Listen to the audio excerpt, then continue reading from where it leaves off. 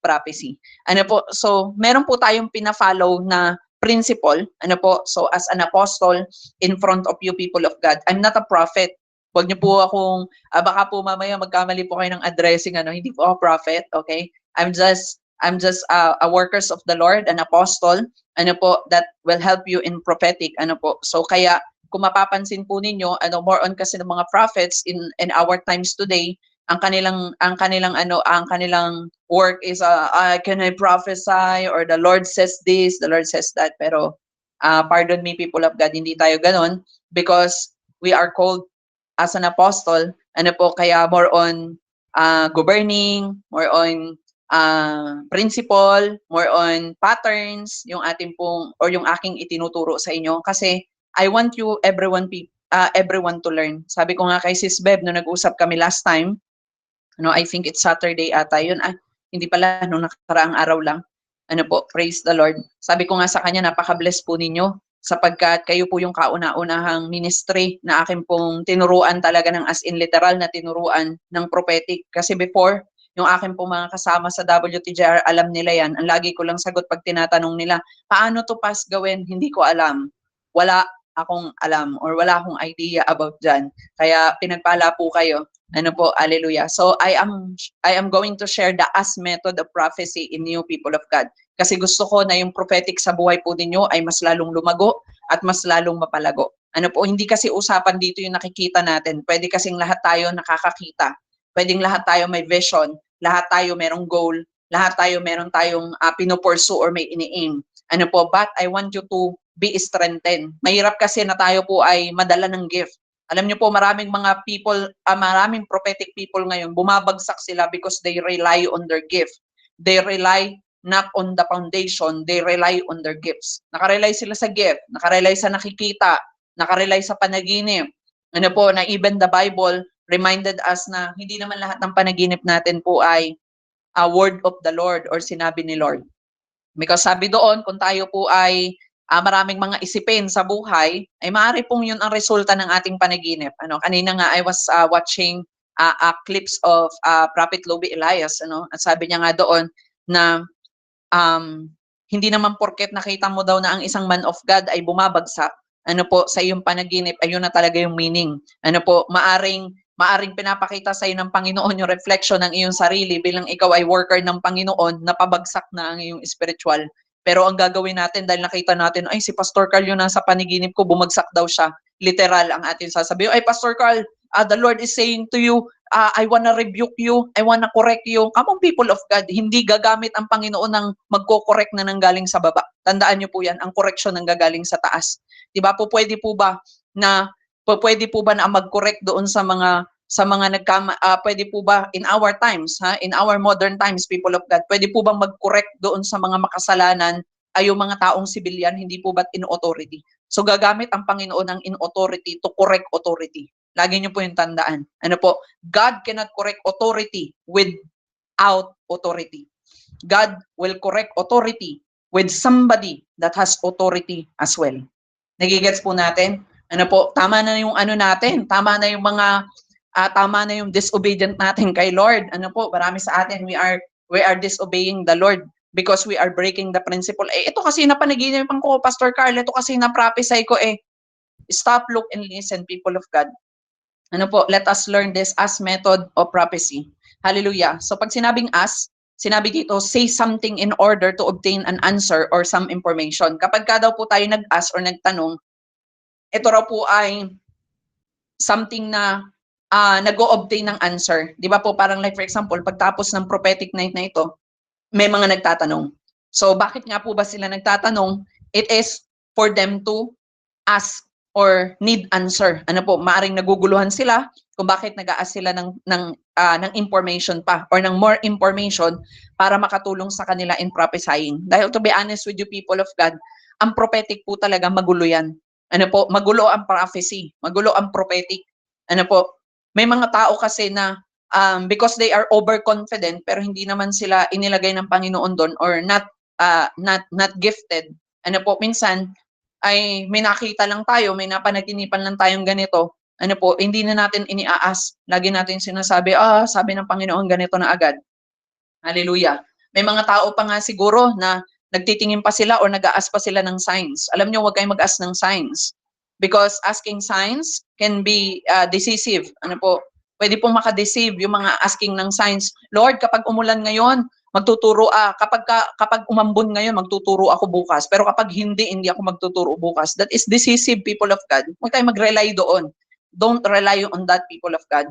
Ano po? May mga tao naman na, Lord, kapag ako'y natanggap sa trabaho ko ngayon, Panginoon, ibig sabihin ito yung binigay mo. Ngayon, nung nahirapan sa trabaho, sasabihin na naman, hala, Sis Bev, siguro hindi ito kalooban ni Lord sa akin. Di ba? Pero nung una, sinabi niya sa'yo na kalooban daw ni Lord yun. Di ba? Kasi sign ang hiningi. Ano po? Ask the Lord for you to reveal. Ano po? At kung iniaas natin mga kapatid, ay huwag din tayo agad mag-e-expect na may sagot. Alam niyo po, ang mga prophetic word ng Panginoon, mamaya i-discuss ko sa inyo yan kung paano ibinigay ng Panginoon yung prophetic word kay Joseph. Na alam niyo po ba na alam naman talaga ni Joseph the dreamer kung ano yung nangyari sa kanya or mangyayari sa kanya beforehand pa lang yun mangyari. Diba? And let us know mamaya. Ano po, but let us learn first. Sabi po dito, ask is saying something in order to obtain an answer. So may mga pagkakataon na when I am praying unto the Lord, I'm asking. Ano po, hindi ako nag-ask ng sign. Ano po, kasi kung pwede naman sumagot ang Panginoon directly, bakit kailangan ko pang mag-ask ng sign? Hallelujah, Jesus. Di ba? Parang ganito. Kung alam mo naman na hospital yon, kailangan mo pa ba ng sign na may nakalagay doon na hospital? Kung alam mo naman na parking lot yon, kailangan mo pa bang hanapin yung sign na parking lot? Kasi baka mamaya hindi parking lot yon, baka mamaya ay parke yon or baka park yon. Hallelujah, Jesus. Di ba po kapag alam nating hospital yon, hindi mo na kailangan humingi ng sign.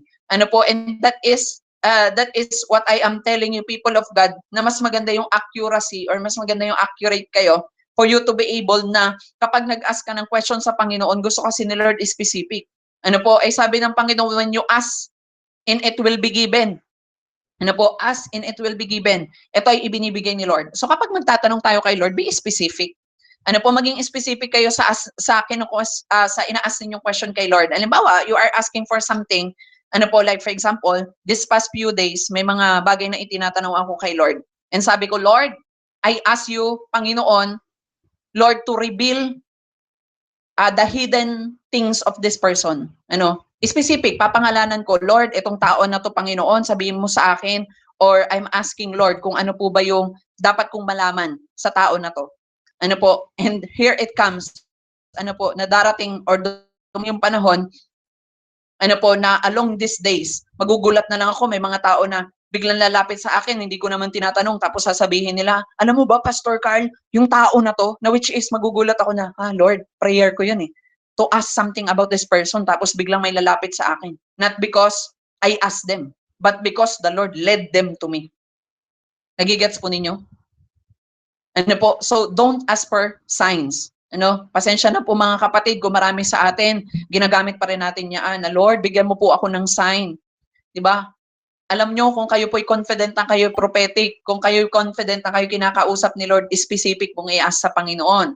Lord, kung trabahong ito, Panginoon, ay para sa akin, ipapakita mo sa akin, Panginoon, or sasabihin mo sa akin, or bibigyan mo ako ng specific na sagot, Panginoon. Nagigets po natin? Hallelujah, Jesus. Because if it is God's will, there is God's way. Ano po? If there is God's will, if it is God's will, it is God's way. Ano, parang kanina, I was asleep. Ano po? Konting-konting time lang naman na nakaidlip lang naman ako. And I was like, parang alam mo yon, para akong nasa ibang dimension. And I was asleep in my bed. And I saw na there is para siyang may isang gathering doon, and I am inviting each and everyone, na nakita ko daw yung church, nakita ko yung WTJR himself na napakalaki or napakalago na ng WTJR. Sabi ko pa nga daw, I am honoring yung mga mother. Ano po, at tinawag ko daw silang lahat ng mga nanay, pumunta po kayo sa unahan, magpipicture tayo because I wanna honor you all. Ano po, at nakita ko po yung sobrang daming tao or yung multitude of people. And I am excited sa gagawin pa ng Panginoon. Sabi ko nga, Lord, siguro itong mga nagdaang mga araw na dumadaan kami ng trials, ano po, so hindi ko man sabihin sa inyo lahat ng trials na pinagdadaanan ko, pero alam niyo po 'yon, bago kasi tayo dumating doon sa mismong mismong promised land. Lagi tayong dumadaan ng tinatawag na wilderness kasi po yung wilderness, yun yung preparation natin. Ano po, sabi ko nga sa inyo, bago po matupad ang isang prophetic word, ay may dadaanan muna kayong wilderness kasi may kailangang pagdaanan doon. Hindi po porket sinabi sa iyo ng Panginoon na magtayo ka ng church, bukas ay itatayo mo na kaagad yun ng ganun-ganun lang, walang magic. Hallelujah. Ano po, alam niyo po ba yung buhay ni Joseph the Dreamer? Inabot pa po ng 2 years. Ano po, ang itinagal, 2 taon po siyang naghirap at nagpagod bago po siya mapunta doon sa kinalalagyan niya as a governor. Ano po, or pinakamataas. Ano, hallelujah. Nagigets po ba natin, mga kapatid? Ano po, bago siya ilagay doon. Kaya nung dumating yung pagkakataon na nandun na yung mga kapatid niya, simple lang ang sinabi ni Joseph. Ano po ang sinabi ni Joseph? Mga kapatid ko, wag na ninyong isipin na kayo ay nagkamali sa akin. Hindi yun isang pagkakamali. Inalaw yun ng Panginoon para mapunta ako dito ahead of the time. Bago pa man dumating yung famine, inialaw yun ni Lord. Kasi hindi yun mangyayari kung hindi ninyo ako itatakwil. Hindi yun mangyayari kung hindi ninyo ako ipagkakanulo. Hindi yun mangyayari kung hindi nyo ako naibenta. Hindi yun mangyayari kung hindi ako napunta ng Ehipto. Wala sana tayong lahat. Pero imagine that, people of God, para pala i-bless yung family niya, kailangan niya munang pagdaanan yun ng siya lamang. At alam nyo minsan, hindi natin naiintindihan na yung ating mga leaders, alam nyo po, may mga binibear po yan, na katulad ni Joseph the Dreamer. Bago po ma-bless ang kanyang pamilya, bago po ma-bless ang ministering meron siya, grabing sacrifice ang pagdadaanan niya. May mga taong pamilya na ang turing niya pero para siyang ibinibenta sa iba. Alam niyo yun? Tinulungan mo na, ungrateful pa. Noong time na walang-wala sila, andyan ka. Pero ang gagawin nila, ibebenta ka pa sa iba para lang sa simple na needs nila. Ano po yung pagbenta na yun? Yun po yung minsan na pag may narinig lang silang mali, oy, alam mo ba, yung si Sis Beb, ano yan? Alam mo, bungangera kasi yan eh. Ano? Tapos, iaano mo naman dun sa iba, oo nga, ganyan talaga yung leader namin. Diba? Para mo na rin binenta yung leader mo. Ano, sabi nga ni Tatay Bishop, support them. Ano po, protect them. Kasi hindi nyo po alam, yung covering nila, yun po ang nagpo-protekta sa inyo. At pag nawala yon, wala ka rin. Because God is always in order. Ang sino mang imputated, ang sino mang putol ang koneksyon, hindi po graceful ang Panginoon sa mga ganun. If your connection is cut, you are cut. Nagigets po natin? If you are cut, you are cut. Ano po? Isasama ka na lang, ipunin ka na lang ng Panginoon. Ano po? Kaya wag na tayong sumama doon sa mga nawiwiterd. Okay? Hope you learn, people of God. Sabi po ng 1 John chapter 5 verse 14, and we are confident that He hears us whenever we ask for anything that pleases Him. Imagine, people of God, ganito lang yan. If we ask directly unto the Lord, malalaman mo naman kung pleasing yan sa harapan ng Panginoon eh. Pag pleasing yan sa harapan ng Panginoon, si Lord mismo ang magdadirect ng answer sa iyo. Kaya isang linggo, isang buwan, isang taon pa yan. Di ba? Sabi ko nga, noong mga panahon na I was asking the Lord, sabi ko, Lord, itong so-called prophet na ito, pag ito hindi tumino, pag ito hindi naging maayos, Lord, bigyan mo ako, Panginoon, ng specific na sagot. I-unfriend ko to. Then one time, meron akong isang lingkod ng Panginoon na nakausap, na nakasama niya. Ano po, na nagulat ako na tinulungan pa pala itong tao na to. Sabi ko, napaka-ungrateful. Ano po, at sabi ko, Lord, wala siyang idea na itong tao na ito ay ganito. Hindi namin alam ba't kami niled ng Panginoon na mapunta sa pag-uusap na in-related sa kanya. Na ako mismo nagulat pa, talaga kilala mo rin? Kilala mo pala yun. Chinismis nga ako nun eh. Machinismis nga ako nun sa ibang mga church na ano daw ako. Yung ako daw ay nangaagaw ng member. Hallelujah. Sabi ko, di wow, sino kayang member ang inagaw ko? Sabi kong ganun. Mga agaw daw ng member and etc. Sabi ko, let it be. Ano po, and that day, na ma-receive ko yung sagot na yun, sabi ko, Lord, thank you for this confirmation. Unfriend ko na tong tao na to. And unfriend ko. Ano po, kaya for me, people of God, sa tagal ko na nasa ministry, hindi po mahirap para sa akin na mag-let go ng tao. Ano po, kasi sanay na ako, sa dami na ng taon dumaan sa buhay ko. Hallelujah, Jesus. Ang daming mga tao, ang daming ungrateful na taong nakilala ko, ang daming mga magagaling, pero kulang sila. Ano po? Hallelujah, Jesus. Kulang sila na mag-appreciate ng value ng mga taong andyan for them. Nagigets po natin? Kaya sabi doon, we are confident that He hears us. Ano po? At doon natin makikita kung paano sumasagot ang Panginoon sa atin. Ano po? Na may mga pagkakataon sa atin na tayo ay merong nade-discern, hindi man natin sinasabi sa iba na, uy, na-discern ko to, pero sila mismo ang lalapit sa'yo to give you an answer. Nagigets po ninyo? Naranasan nyo na po ba na meron kayong ina-ask specific kay Lord na kayo lang ang nakakaalam, tapos biglang may taong dadalhin sa iyo ang Panginoon to send that message na ito yung sinasabi ng Lord sa iyo. Ano po, at malalaman mo na lang, madediscern mo na lang, or makikita mo na lang, hala, yun yung tinatanong ko kay Lord, ah. Di ba? Hallelujah, Jesus. Ito yung tinatanong ko kay Lord, okay, I'm done. Ano po, ito na yun. Di ba? This is the right answer. This is the correct answer. Hallelujah, Jesus. Hope you learn, people of God. Naintindihan naman po. Hindi naman po ba kayo naguluhan or hindi po ba kayo na-stress? Hallelujah, doon sa akin pong pinopoint sa inyo mga kapatid. Ano po, as a prophetic people, kailangan po na specific tayo mag-ask kay Lord. Hindi po pwede na mag-a-ask ka pero doubted ka. Imagine mo mag-a-ask ka ng sign, Lord, ina-ask ko po yung sign, pero kinabukasan, di ba, Lord, kapag umulan ngayon, magtuturo ako bukas. Pagdating ng kinabukasan, hala, magtuturo ba ako ngayon o hindi? Diba? Nagets po ninyo? Ini-ask nyo yung sign. Binigyan kayo ng sign, hindi nyo naman ginawa. Di ba? Meron mga ganun ni Lord. Mangusap ka sa akin, Panginoon. Magbibigay ba ako o hindi? Ngayon nangusap ang Panginoon. Magbigay ka. Hindi naman gagawin. Hallelujah, Jesus. Di ba po? So whatever, ano po, na sinasabi ng Panginoon sa atin, nandun yung word na confidence. Kaya nga ako, lagi kong tinuturo yan dun sa mga tao na tinuturuan ko sa WTGR. Kung hindi ka confident sa word na sinasabi mong sinabi ni Lord, wag mo nang sabihin. Nagigets po ninyo? Kung hindi ka sure sa word na narinig mo, nakita mo, napanaginipan mo, naramdaman mo, if you are not confident that it is from God, don't speak on it.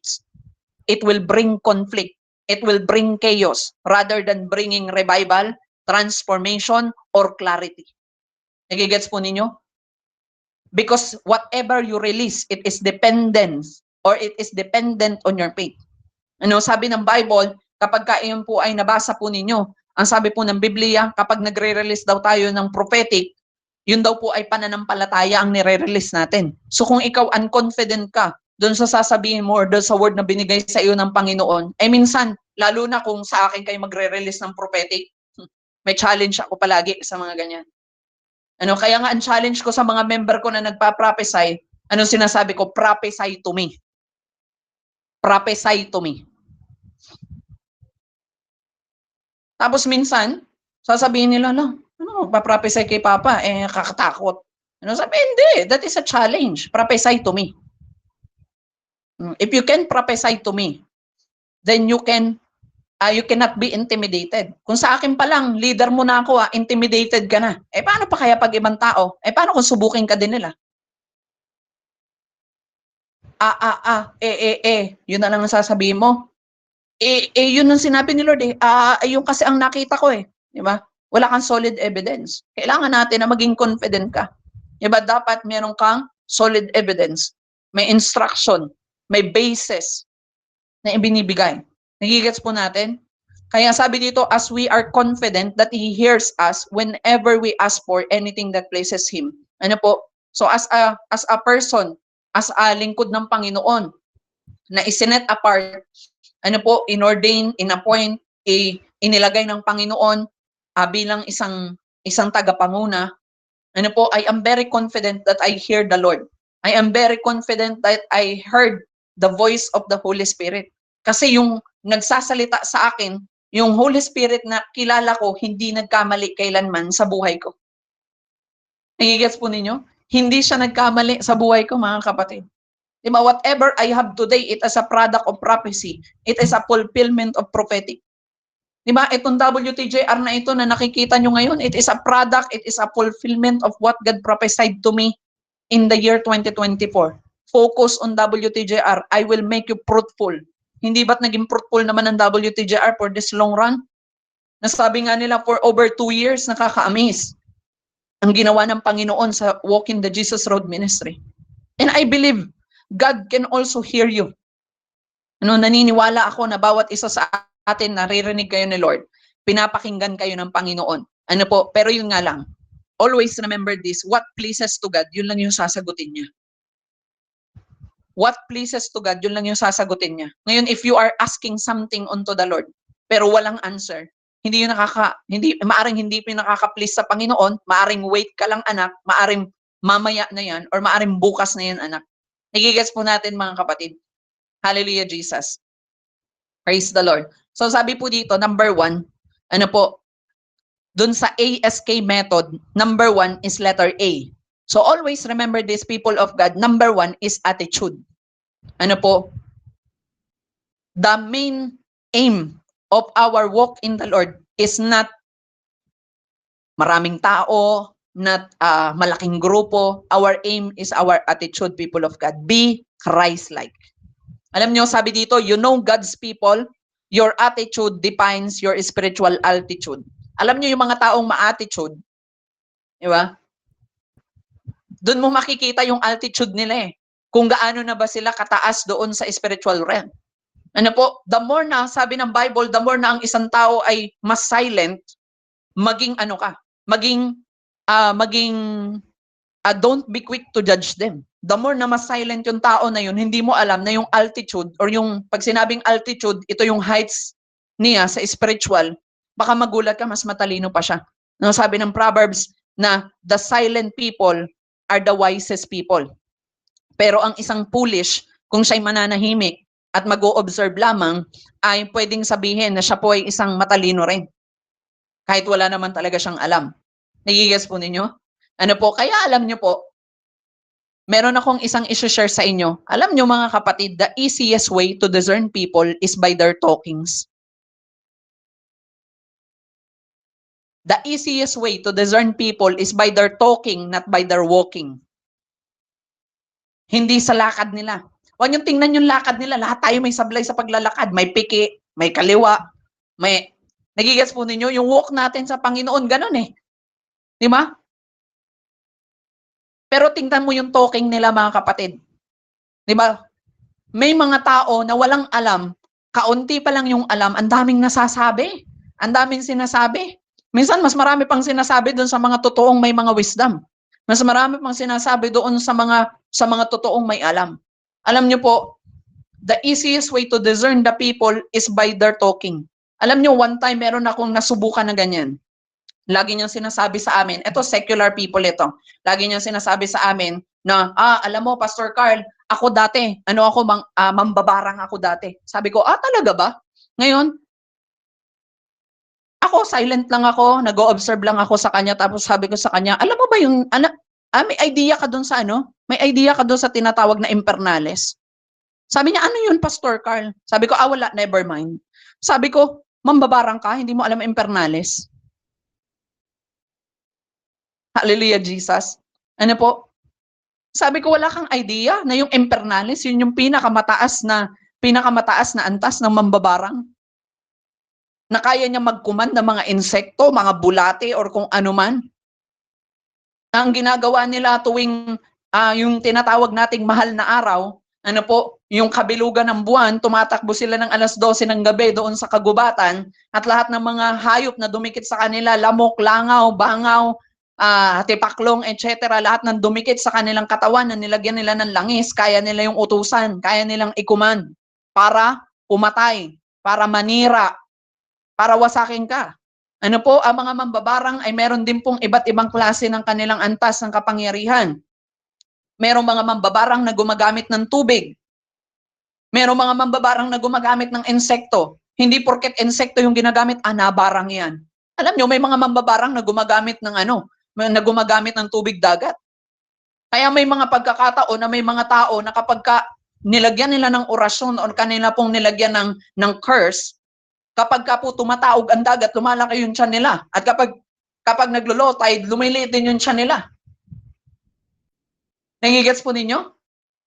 Are you learning, people of God? So hindi lang po ito prophecy, hindi lamang po ito learning something, but I want to share with you, people of God, something that you don't understand in the realm of the Spirit. na ang realm ng spirit, hindi po ito basta-basta. Ano po, kung akala natin na basta na lamang po ang paglilingkod kay Lord, hindi po basta-basta ito, mga kapatid. Gera yung pinasok ninyo. Hallelujah, Jesus. Di ba? Na kailangan mo maging equip, maging handa ka sa pwede mong kaharapin. Mga kapatid, di ba? Ang kakaharapin natin dito, hindi lamang pagsubok, hindi lamang demonyo. Hindi po kayo maniniwala sa akin, alam ko. Pero the greatest enemy of you is not the devil. Talunan na yun 2,000 years ago. The greatest enemy of you is yourself. Yung mga sarili nyo. Yung mga sarili mong attitude na hindi mo kayang i-control. Yung mga sarili ninyong attitude na hindi nyo kayang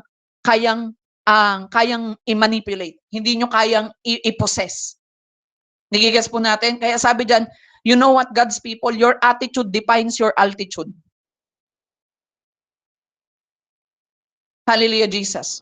Naalala ko yung sinasabi nila Nanay Wilina, nila Sis Beb, na sa US daw, may mga makikita ka doon, madalas na makikita mo daw na ang mga Pilipino doon ay taas ang kilay kapag kinakausap mo. Yeah, I'm a Filipino, mga ganyan. Because doon pa lang sa pananalita nila, malalaman mo na kaagad, madediscern mo na yung heart.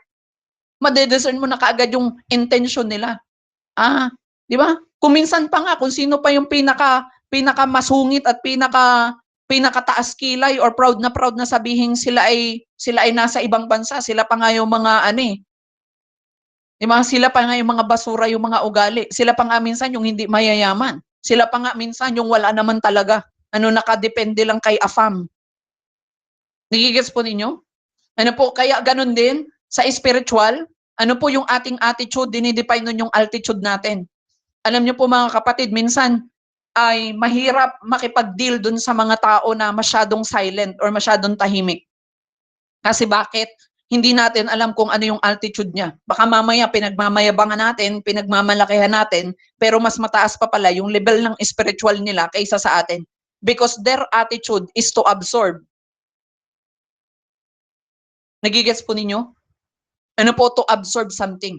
Kaya pakatandaan nyo po yung itinuro ko sa inyo, the easiest way to discern people is by speaking. Kaya alam nyo po, ang ginagawa kong pattern, mga kapatid, ganito rin ang gawin ninyo. Kapag may mga taong nag-i-speak sa inyo, mga Christian man yan o hindi Christian, kapag may mga taong nakikipag-usap sa inyo, hayaan nyo sila magsalita. Hayaan nyo sila mauna magsalita. Halimbawa, nakilala mo na, hayaan mo sila mauna magsalita sa iyo. At the moment na sila ay mag-speak, malalaman mo kung ano yung totoong status ng kanilang puso. Madediscern mo yung heart nila. Madediscern mo anong nasa isip nila, yung intention nila, yung motives nila. Madediscern nyo yung lahat. Through speaking lang. Through sa pakikinig lang.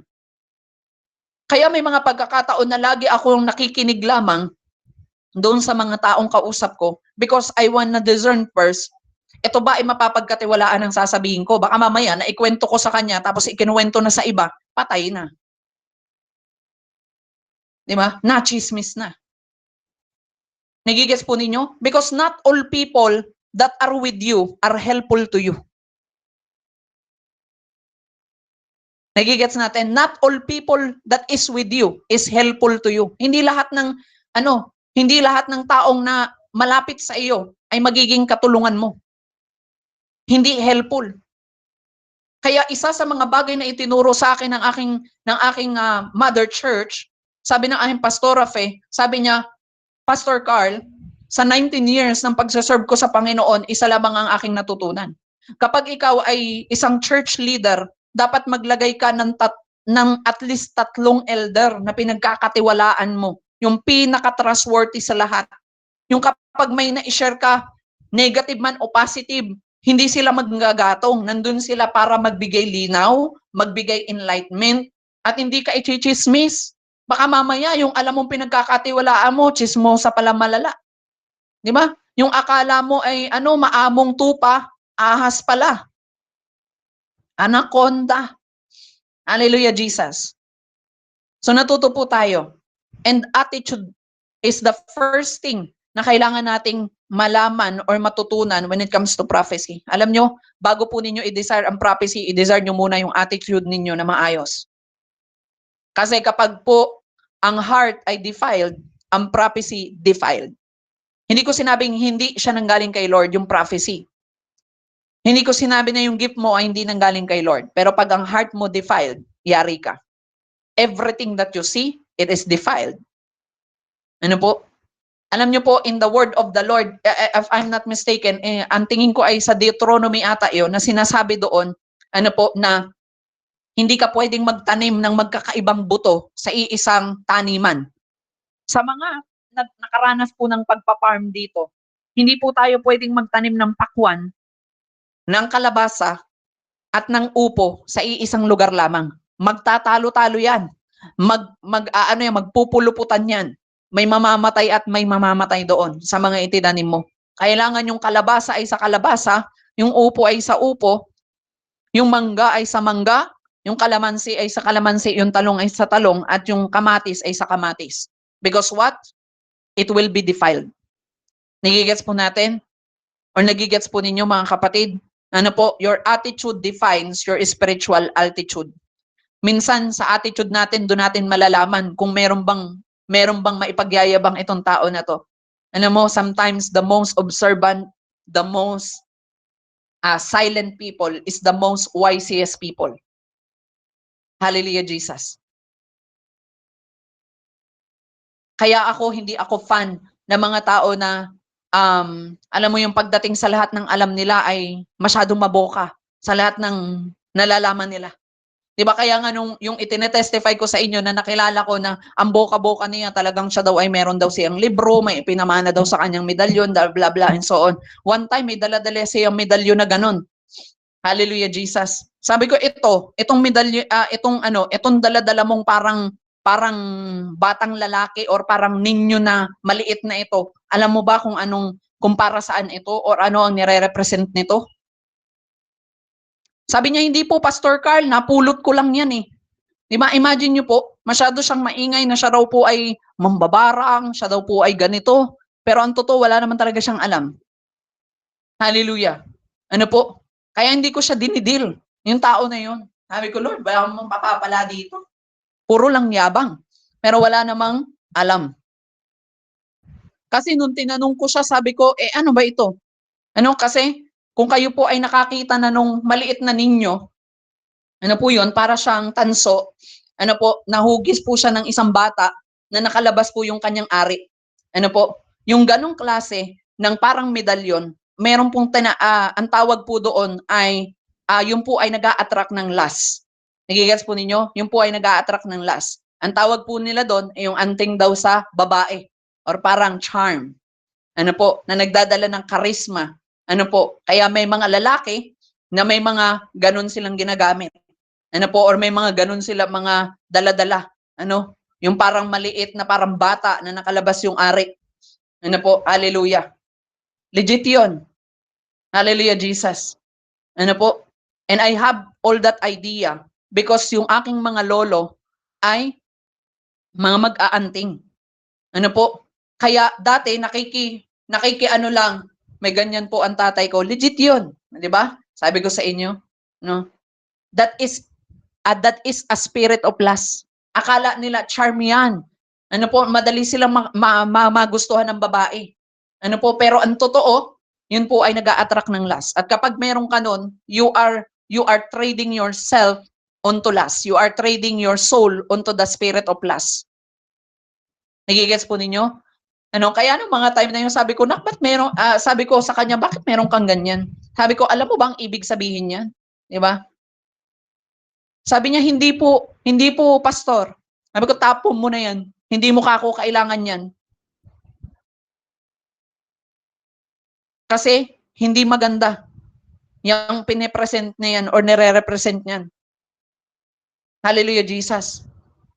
Kaya, hindi ko na ibinalik sa kanya, ipinagtatapon ko na.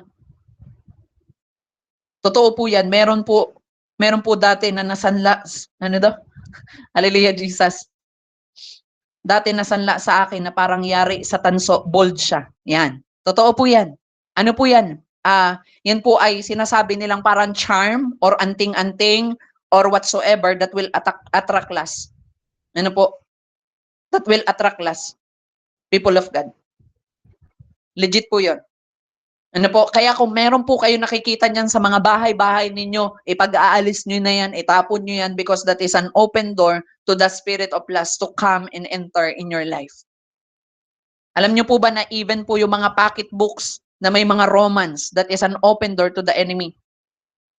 Sino mahilig dito sa pocketbook? Ito yung medyo mga oldies na dito. Eh siguro sa States, wala naman masyadong pocketbook. Sa Pilipinas, marami niyan pag siesta eh. Hallelujah. Ano po, that is an entry point. That is an open door, people of God. Sino po ditong may mga spirit of the glass board or Ouija board sa kanilang mga bahay or sa kanilang tahanan? Ano po, tanggalin nyo rin po yun sa inyong mga bahay because it is also an open doors to the enemy, an open doors to the darkness. Praise Jesus. Kung meron po dito sa inyo na meron pong may mga horror na mga books or mga comics na mga books and so on, please release them. Itapon nyo na kung kinakailangan because that is also an open door to the enemy. Diba minsan magugulat ka bakit sa kwarto mo lagi kang na-sleeping paralysis, nananaginip ka may sumasakay sa'yo, nananaginip ka na may ano, because there is an open door in your room. Maaring oo, Christian ka. Di ba? Kasi last time, parang may nagtanong sa akin yan, hindi ko alam kung si Dana ata. Nga sabi niya sa akin, pa, meron po akong kakilala na Christian naman na po siya, pero sabi niya, pag gabi daw, meron daw dumadagan sa kanya or may sumasakay sa kanya na isang parang lalaki na anino lamang. Maaring may mga open doors po kayo. Hindi man po sa inyo, pero sa paligid ninyo or sa bahay ninyo. Ano po kaya, basically, people of God, ganun din po sa akin. May mga pagkakataon na hindi po talaga ako basta-basta nagpapatulog sa bahay. Ano, alam din po yan ng mga kasama ko sa ministry na may mga taong pinipili ko lang yung pakiramdam ko na mga tao. Ano po, or pinapakiramdaman ko yung mga taong ini-enter ko sa bahay because hindi lahat ng pinapatuloy mo sa bahay, they are pure. Nagigets po natin? Kasi alam nyo, meron akong isang testimony dyan na meron kaming isang member dati sa old ministry pa namin. Meron pong naghabilin sa kanya ng mga damit. Kasi nag-away sila mag-asawa, hinabilin yung mga damit na kalagay naman sa plastic. Tapos biglang sabi niya sa akin, ay may asawa naman na yun at mga anak. Sabi niya sa akin, Pastor Carl, sabi niya sa akin, Kuya Dave, alam mo, kagabi lang, ipag-pray mo nga ako kasi kagabi na naginip ako na parang may lalaki daw na nire-rape ako. 'Di ba? Sabi ko, ha? Sabi ko, bakit?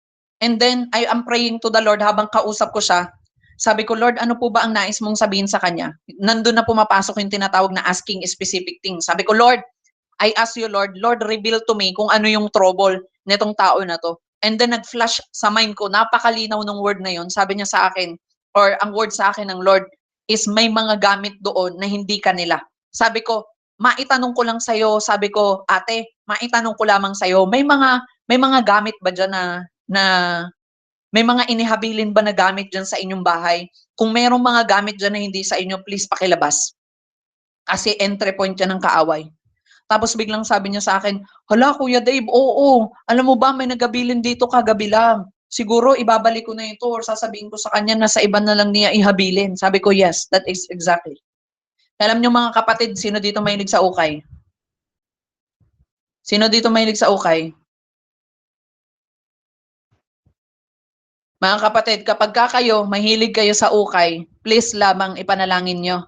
Baka mamaya, yung ukay mo, may libreng kaluluwa yan.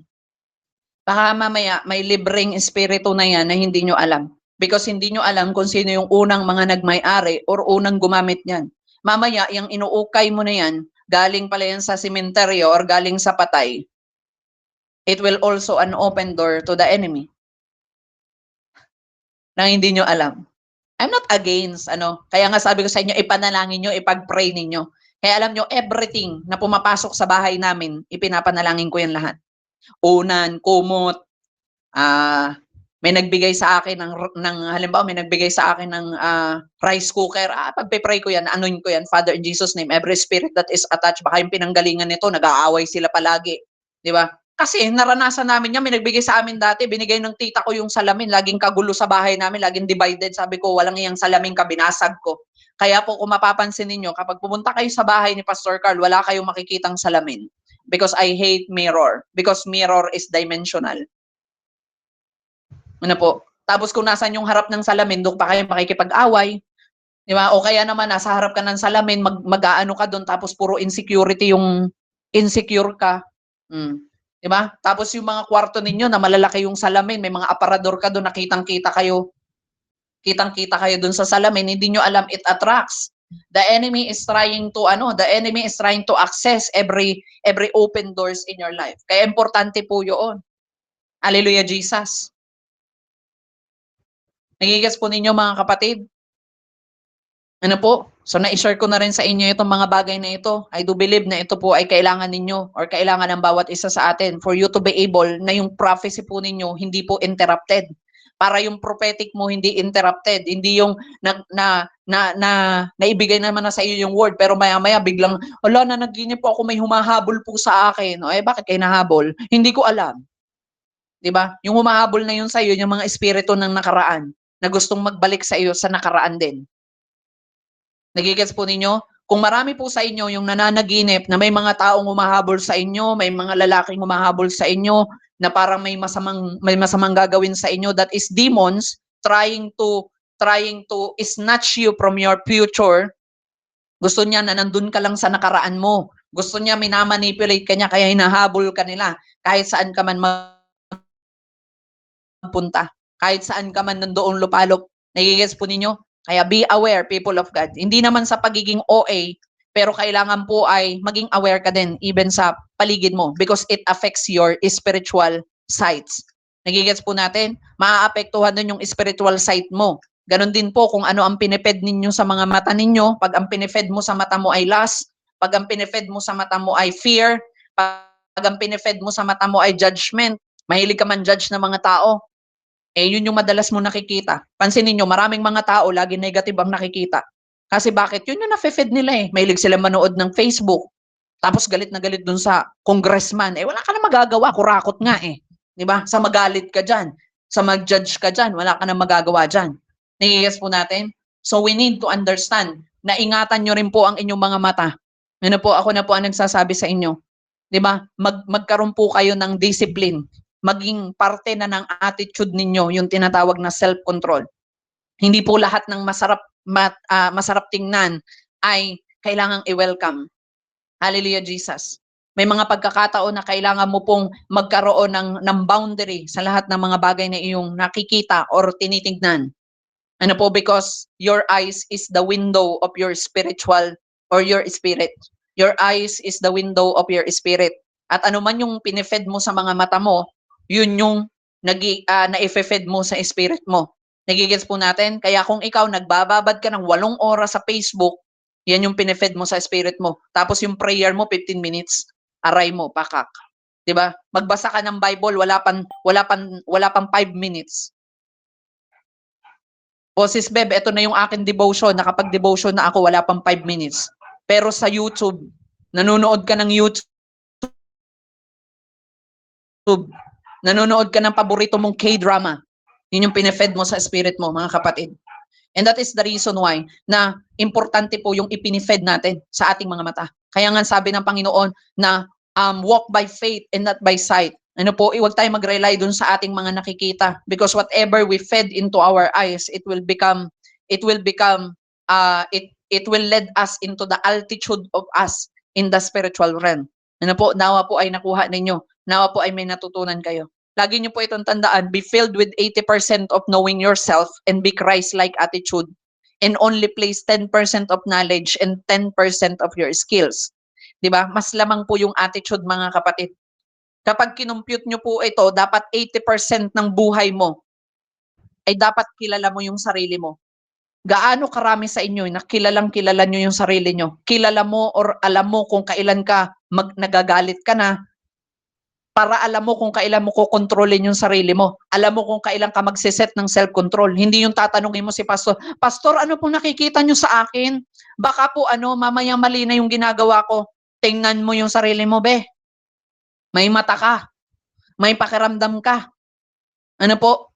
Learn to discipline yourself. Ano po? Kilalanin nyo yung sarili nyo. Baka mamaya, mas kilala mo pa yung kapitbahay nyo kaysa sa sarili mo. Kasi lagi mo siyang nai-tsismis, lagi kami nasasabi, lagi kami na-i-judge sa ibang tao, pero hindi mo kilala yung sarili mo. Hindi mo alam yung sarili mo na ikaw pala ay galit na, hindi mo alam kung nakapagpatawad ka na, hindi mo kilala yung sarili mo kung kailan ka nakapagpatawad at hindi nakapagpatawad, hindi mo alam yung sarili mo kung kailan ka okay at hindi ka okay, hindi mo kilala yung sarili mo. You know? Alam niyo sa prophecy, hindi po magiging isang firm ang prophetic na tao kung hindi niya kilala ang kanyang sarili. I was remember the time na meron ako na i-share nun kay Sis Beb nung unang-una pa lang namin magkakilala. Nasabi ko merong kaming parehong kakilala na tao na sabi ko sa kanya ay may word sa akin ng Panginoon regarding dun sa nakita ko yung bahay nila at merong kwarto doon na marumi. Ibig sabihin, yung bahay, it represent the hearts. At merong kwarto doon or merong portion sa puso niya na marumi pa rin or punong-puno ng basura. Ano po, at dumating yung time na kinonfirm sa akin yun ng Panginoon. Pero winarningan ko yung tao na yun, hindi na po ako minessage. Ano po, for more than years, hindi na ako minessage because of that. Kasi sinabi ko sa kanya, ito yung word ng Panginoon. Nakita kita sa panaginip ko, nakita ko yung bahay na ganito, at nakikita ko ay, ito yung word ng Panginoon na this is the part of your heart. Kailangan mong isik yung puso mo at linisin mo yung kaduluduluhan niyan. Kailangan mong kilalanin, hanapin mo yung lahat ng roots ng yan para hindi ma-defile yung prophecy mo, para hindi ma-defile yung word ni Lord sa buhay mo. Eh hindi niya ginawa. Masyado siya nag-rely on dun sa gift. Masyado siya nag-rely dun sa kakayahan niya. O ano ngayon? Binagsak siya ngayon ng Panginoon. O nasan siya ngayon? 'Di ba? Nagmamakaawa siya sa mga tao para lang paniwalaan siya, pero ano na, wala na. Nasira na yung prophetic identity ng tao na yun. Because of what? Because of that. Kasi defiled yung heart. Kaya mga kapatid, as a prophetic people, pagpukusan niyo po yung inyong sarili. Ano po? At maging Christ-like attitude. Nandyan po ang Biblia. Tingnan natin si Jesus ba, ganito ba siyang mag-correct ng mga tao? Si Jesus ba, ganito ba siya when it comes to giving? So doon makokorek mo yung attitude, hindi yung ikukumpara mo kay Sis Beb, ikukumpara mo sa akin, yung attitude mo. Hindi. Kay Jesus mo, i-compare yung iyong sarili. Si Jesus, ganito ang attitude. Ako dapat ganito rin. Diba? Kung si Jesus ayaw niya ng fame, dapat ganun din ako. Kasi doon mo makokontrol yung attitude mo. Because your attitude is not seen by you. It is seen by other. Nakikita po yan ng ibang tao. Di ba minsan nga, akala mo sa sarili mo, ang bait-bait mo na. Pero ang tingin ng iba sa'yo, ang taray-taray, ang maldita mo, ang sungit mo. Kasi yun yung nakikita nilang attitude mo. Kasi baka hindi mo nakikita na pagdating sa pagsasalita mo, akala mo straight to the point ka lang magsalita, pero ang totoo, pagalit ka na pala magsalita para sa kanila. So you need to watch your attitude. Di ba? Kasi sabi ng Bible, tinuruan din tayo kung paano tayo makikipag-usap sa iba. Be graceful ang ating pakikipag-usap. Hindi dapat pagalit. Dapat daw ay gentle, may kahinahunan, at punong-puno ng aral. Ano po? Kaya maglagay lang kayo ng 10% of knowledge. Yung iba, ang laki-laki ng porsyento ng knowledge nila. Kaya yumabang na. Pero yung attitude nila, walay. Pero tandaan nyo, ang attitude ang pundasyon ng lahat ng meron tayo. Nagigets po ninyo? The attitude. Hallelujah, Jesus. At kaya nga sinasabi lagi ng Panginoon sa atin, He give grace to those who are humble and He resist the proud. Ano po, nire-resist niya yung proud at binibigyan niya ng grace yung mga humble ang puso. Kasi alam ng Panginoon na itong mga taong ito, yung attitude nila, inaayos nila. Di ba? Inire-recreate nila yung kanilang mga attitude. At ito po yung letter A, isa sa mga method na nais kong matutunan po ninyo. Bilang prophetic people, aralin nyo yung attitude ninyo. Baka mamaya, sa halip na paniwalaan yung prophetic mo dahil yung pagdi-deliver mo ng word, pagalit, pasigaw, and so on, hindi na sila maniniwala sa'yo na prophetic word yan. Di ba? Bakit tinuro din ba sa'yo ni Lord na pasigaw mo siyang i-prophesy? Or pasigaw mong sabihin sa kanya yung nakita mo? Nagigas po natin mga kapatid. Kaya doon po ninyo makikita. Ano po yung altitude? Nakadepende po yan sa attitude. Hallelujah, Jesus. Pansinin nyo. Praise the Lord. The Lord sees your attitude towards Him and to others. That's why we have different spiritual capacity and spiritual capability, strength. It is because your attitude towards Jesus and His people, towards Him, ano po, inassign niya sa atin yung mga shepherd natin according dun sa ability na meron tayo or ability na kung paano tayo tumatanggap. Kasi like for example, parang ganito, binigyan niya ako ng terror na spiritual father, na sabi ko nga sa inyo, nanduduro yun. Di ba? Kung minsan may mga tao na ang tingin po ninyo, si Pastor Carl straightforward na, si Beb straightforward magsalita sa inyo. Mas malala yung spiritual father ko, te. Papangalanan ka, o ikaw ha, ikaw si Lina ha, ganun yun. Ikaw si Lina, yung ugali mo, ayusin mo yan, ganun yun. Straightforward, kahit nandyan pa yung buong team, kahit may bago dyan, wala siyang pake. Ganun siya ka, straightforward. Pero malaman ang kanyang sinasabi. Nagigets po ninyo? Kaya pala binigay sa akin ng Panginoon yung ganun kasi ako po yung tipo na hindi ako nagpapatalo eh. Wala akong magagawa. Mas mayabang yung kay spiritual father ko eh. 'Di ba? Kung mayabang ako, mas mayabang siya. Dahil sinasabi niya sa akin, "Wag mo akong ginaganyan, Dave. Kung mayabang ka, mas mayabang ako sa iyo. Kung loko ka, mas loko ako sa iyo." Ganun ba naman yung word sa akin? Sabi ko, patay tayo nito. 'Di ba? Tupi. Si Carl Abisin, tupi. Di ba? Sa iba, terror ako. Pero pagdating sa spiritual father ko, opo, opo. Oo, susundin ko, Kuya J. Sige po, opo. Gagawin ko. Sige po, mananalangin. Sige po, magdi-devotion. Tupi. Di ba? Hallelujah, Jesus. Di ba? Kaya kapatid, alam nyo po, kaya tayo binibigyan minsan ng terror kasi inaayos niya tayo. Kung sa mga shepherd nyo pa lang, nasasaktan ka na, paano pa kaya kapag yung mga tao, ibang tao na yung magsasalita for you? Nasabihan ka, banal-banalan, pastor-pastor. Di ba? Sabihan ka ng masasakit na salita. Di ba? Paano ka magiging prepared? Di ba? Yun yung natutunan ko eh. Ako, to be honest sa inyo, pag binagsalita sa akin ng masakit na salita, ay iyak na ako niyan. Iiyak na lang ako niyan sa gilid kasi hindi ko kayang ipagtanggol yung sarili ko, hindi ko kayang magpakatatag. Di ba? Pero binigyan ako ng terror na spiritual father. Ay hindi, Dave. Ayoko nang iyakin. Di ba, wag kang iiyak-iyak diyan, tumayo ka. Kailangan mo magpakatatag, ipakita mong kung sino yung itinalaga ni Lord. Hindi pwedeng ganyan. Ganun 'yun. Tumayo ka diyan, punasan mo yung luha mo, bumalik ka doon. Parang alam mo 'yun, para siyang isang general na sinasabi, hindi po pwede yan na palamya-lamya. Hindi pwedeng iyakin ka, lakad, lumabang ka uli doon, bitbitin mo yung espada mo, bitbitin mo yung sword mo, bitbitin mo yung sarili mo.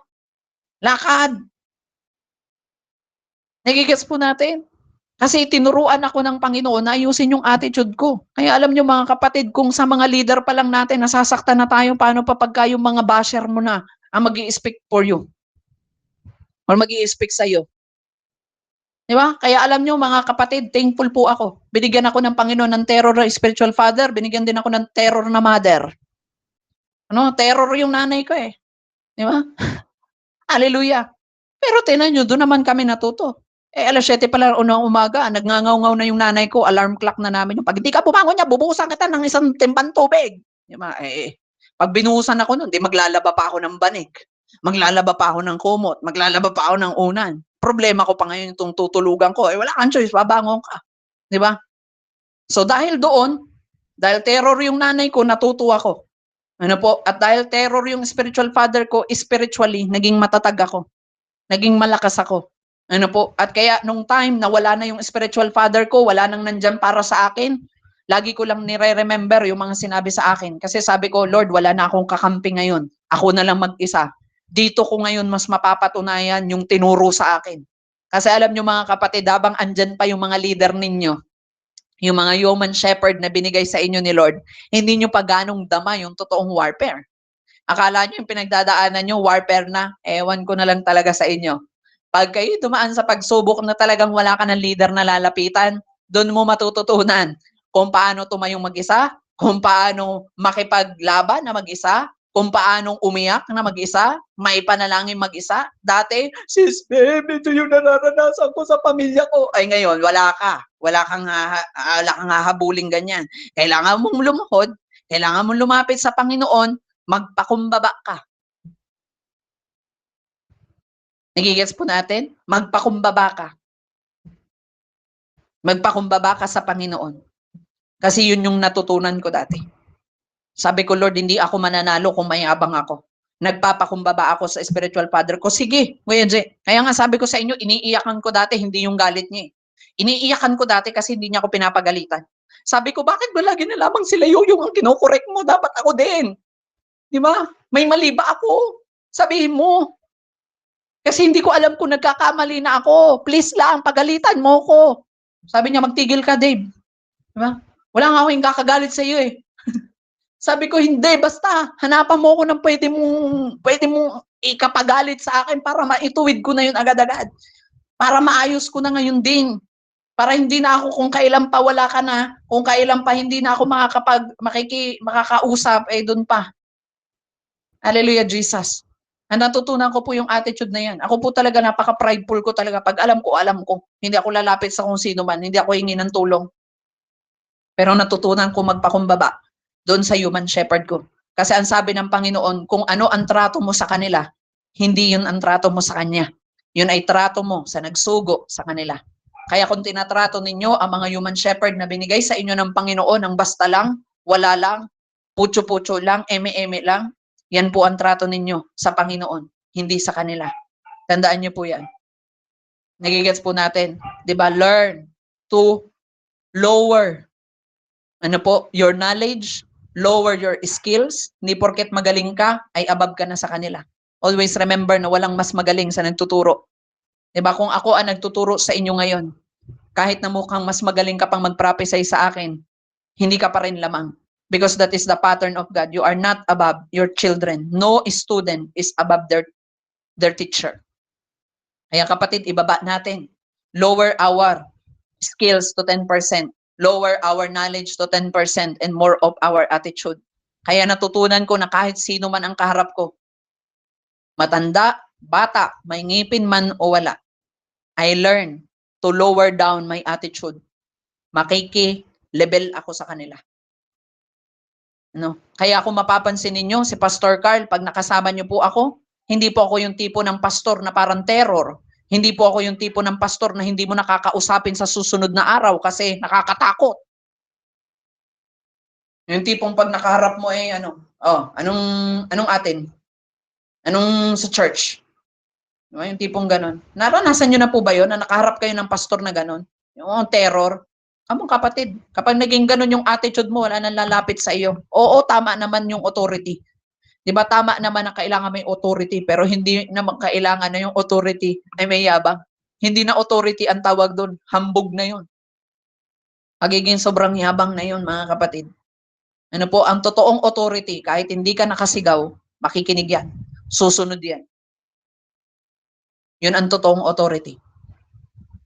Di ba?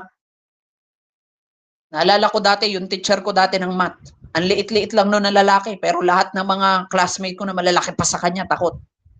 Di ba? Hindi yung palaimik. Di ba? Pero grabe ang authority noon. Pag sinabi niyang siya ang uupo sa upuan mo at ikaw magtuturo, uupo talaga siya doon. Papatayuin ka sa unahan, mapahiya ka. Magturo ka dyan. Yun yung authority niya. Uupo siya dyan. Bawal ang humihikab pag nagtuturo siya. Ganon din yung naranasan ko sa spiritual father ko. Walang nagse-cellphone. Lalo sa Sunday service. Naku, sinasabi ko sa inyo, mag-cellphone ka sa Sunday service, 3 hours sermon tayo. Diba? Mamaya na yung topic. Sermon muna ang aabutin. Diba? Sasabihin sa iyo, nag-aksaya ka lang ng pamasahe para mag-cellphone dito sa church. Sana doon ka na lang sa bahay nyo. Ganon yun. Straightforward talaga. Kasi totoo naman eh. Diba? Kaya dati pag magse-cellphone kami, ipapakita namin notes po. Notes. Oh. Kasi pag nakita niya nasa messenger ka, nasa Facebook ka nagsasalita, sabihin sa'yo doon, lumabas ka na. No? Hallelujah, Jesus. Ako para sa akin, hindi ako nangingialam sa ganyan because meron akong may sarili akong standard. Para sa akin, once is enough for a wise man. Ano po? So kapag pinadaluhan pa kita, sorry na lang sa word. Di ba? You're foolish. You're stupid. Di ba? Kasi ang totoong matalino, hindi mo na kailangan padaluhan. Sapat na ang isa. Ano po? One is enough. Two is too much. Ano po? Pag pinadaluhan pa, sobra na yan. Hallelujah, Jesus. Kaya pagdating po sa ganyan, may mga moments ako na talagang nag-aano ako, nagsiset ako ng boundaries. Ano po? Pagdating sa mga ganyang bagay. Once I see that there is something that is needed to be changed or to fix in their attitude. Ano, alam niyo na Sis Beb, may mga moments kami na nakakapag-usap kami ng ganyan. Minsan na i-share ko din sa kanya, paano mo ikinokorek yung mga tao mo nang hindi mo sila masasaktan. Ano? Kasi sabi ko nga sa kanila, pag ang mga yan, sinigaw-sigawan mo, lalong di makikinig yan. Lalo magiging binging kawali yan. No? Huwag mo sigawan. Pero turuan mo sila. Or matuturuan mo sila. Di ba? Hallelujah, Jesus. Kaya nga may mga pagkakataon na kapag ako nagka-counsel ako sa kanila, tatawagin ko sila, alimbawa, mag-uusap tayo. Ito yung ating pag-usapan. Kaya nga, ang kanilang kinatatakutan doon, yung sabihin ko sa kanila na diba, tara, usap tayo. Kasi sabi nila, patay tayo. Ano na naman itong nagawa natin? Ang tanong na kaagad niyan, pa, may kasalanan kami pa? Pa, meron ba akong dapat ayusin pa? Di ba? Kasi pagka ikaw kinausap ko na, ibig sabihin hindi ka na nadadala sa warning, hindi ka na nadadala sa tingin, ika nga ng mga nanay, hindi ka na nadadala sa tingin. Kaya pag kinausap kita, tutuktukan na kita. Yun ang kasunod doon. Di ba? At hindi mo na yung gugustuhin. Naalala ko dati may kinausap ako sa ganyan, ano po, 'di ba?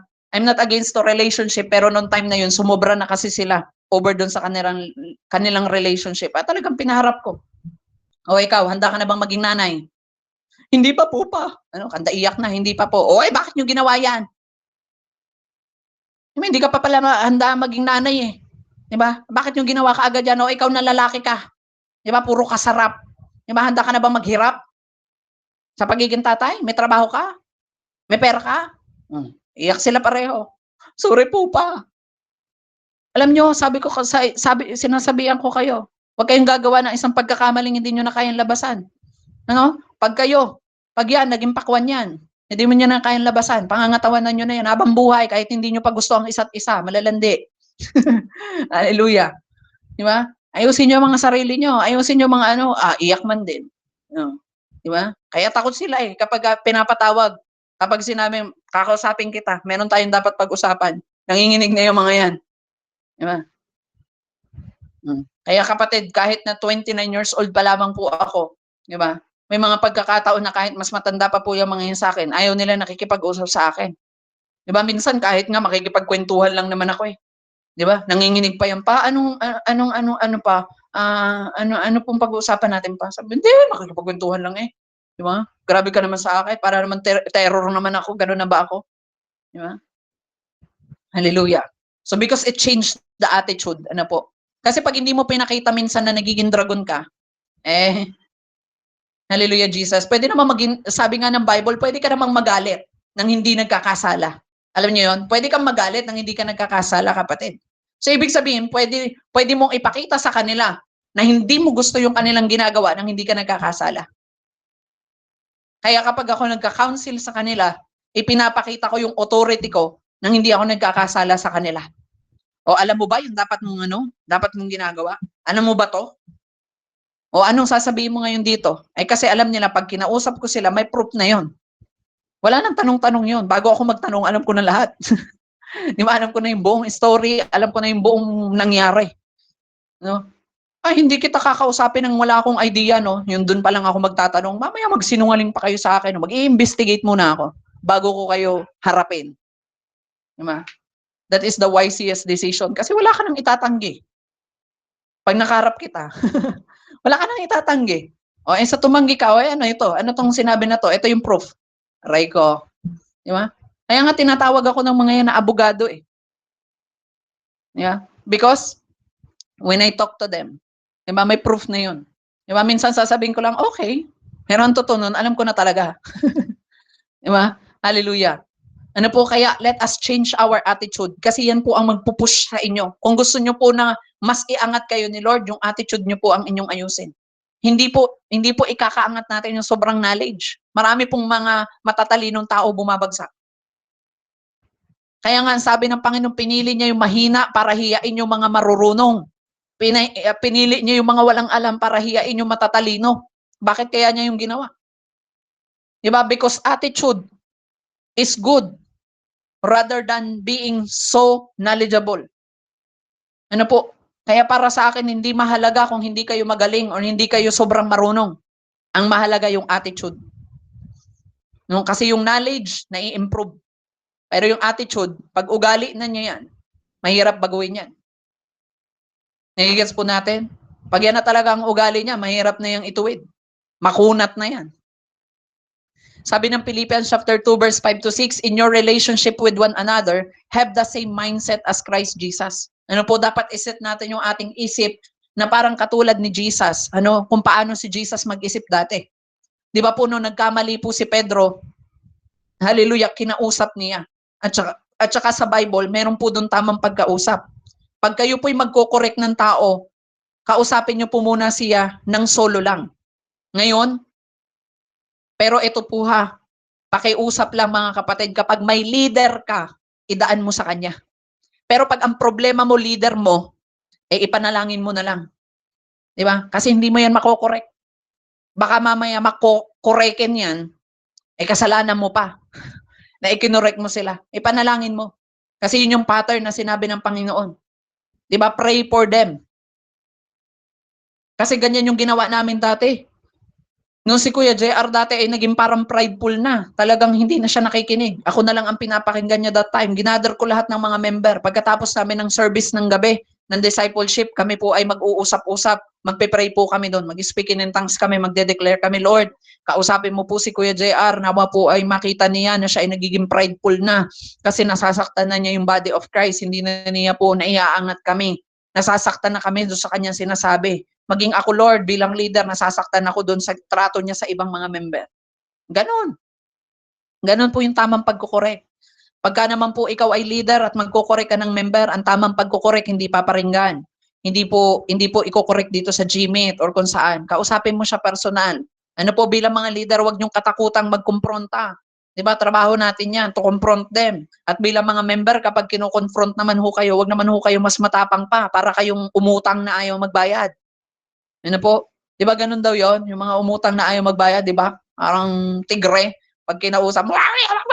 'Di ba? Wag na pakinggan niyo muna kung ano po yung sasabihin ng inyong leader and then saka mo ipaliwanag yung side mo. Kasi hindi naman sila nandyan para maging one-sided. Nandyan sila para tulungan kayo. Para tulungan ka. Kung ano po yung problema or kung ano yung pinoproblema natin. Nagigets po ninyo?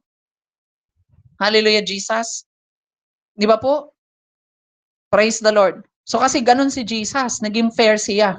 'Di ba? Hindi nga po alam ng ibang apostol na ipapagkanulo siya ni Judas eh. Pero harap-harapan sinabi niya 'yun 'Di ba? Pero ang nakakaintindi lang nun ay yung si Judas lamang at yung spirit na kay Judas ang sabi niya, gawin mo na kung ano ang nais mo. Gawin mo na kung anong plano mo. Pero walang idea yung iba. 'Di ba? Wala naman po nasulat doon na sila po ay nagtanong. Si Peter nagtanong, si John nagtanong, wala. Nagigets po natin? Kaya sabi dito, have the same mindset in Jesus Christ. Ano po? Praise the Lord.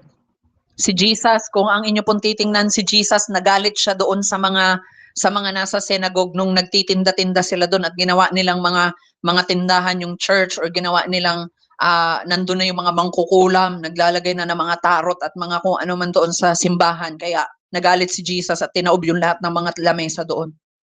Nagigets po ninyo? Pero hindi si Jesus against sa business. Ano po? Kaya wag nating i-demonize yung mga church na ang labi nila ay merong kapihan, merong damitan, merong nagbebenta ng libro. Di ba? Ang purpose ni Lord doon ay kasi masyado na sila mga mukhang pera. Di ba? Para lang kumita ng pera. Nandun pa sila sa mismong sinagoga nanloloko ng ibang tao. Nagigets po natin? Hallelujah, Jesus. So have the same mindset in Christ. Maging pareho tayo mag-isip ni Jesus. Ano tingnan natin bago tayo umaksyon, bago tayo magplano, ito ba yung nais ni Lord? Lord, ganito ka ba mag-isip, Panginoon? Ito ba yung mind mo? I-ask mo kay Lord, sabi nga kanina. Ask and it will be given to you. I-ask nyo po yun, Lord, give me your, let your mind be my mind. Alam nyo, every prayer ko, lagi ko yung sinasabi, Lord, let your mind be my mind. Let your eyes be my eyes. Let your heart be my heart. Let your ears be my ears. Let your body be my body, Panginoon. Kasi ayaw ko na magkaroon ako ng pagkakamali or ayaw ko na ako ay magkamali. Hindi naman sinasabi yung assurance na magiging perfect ka pag pinanalangin mo yan. What I mean is, makita mo kung ano yung dapat ay nakikita ni Kristo, na ito yung tingin niya. Para kung ang mga mata mo ay laging nakatingin sa judgment, makita mo yung pagmamahal. Na kung ang isip mo, lagi kang adulterer in mind, yung parang sa isip mo pa lang, pinagnanasaan mo na yung pagkamay-ari ng iba, ma-change yan. Na si Kristo, hindi po siya nagnasa sa kung anumang kayamanan ng meron. Hallelujah, Jesus. Di ba? Ano po ba ang sinabi niya doon sa demonyo? Huwag mong subukin ang Panginoon mong Diyos, sabi niya doon. Diba? Huwag mong subukin. Di ba? Hallelujah, Jesus. Kaya kung ano man yung tumatakbo sa isip natin, malalaman nyo po kung yan po ay mind ni Christ o hindi. Sa inyo pa lamang sarili, malalaman mo na kaagad. Diba? Na ito ba yung heart ni Lord? Ito ba yung mind ng Panginoon? Nagigas po natin? Ang sabi po dito, who being in very nature God, did not consider equality with God. Kahit pa man po ganun. Hindi naman po porket pag pinanalangin mo, Lord, let your mind be my mind, ay gusto mo maging katulad na ni Kristo or maging equal na sa Kanya. Hindi. Gusto lang natin na maging Christ-like. Pero hindi natin sinabing equal na tayo sa Kanya. Na kapag ganun ka na, ay mala-Diyos ka na. Nagigets po ba natin? Hallelujah. Kaya sabi dito, naway magkaroon kayo ng kaisipan na tulad ng kay Kristo.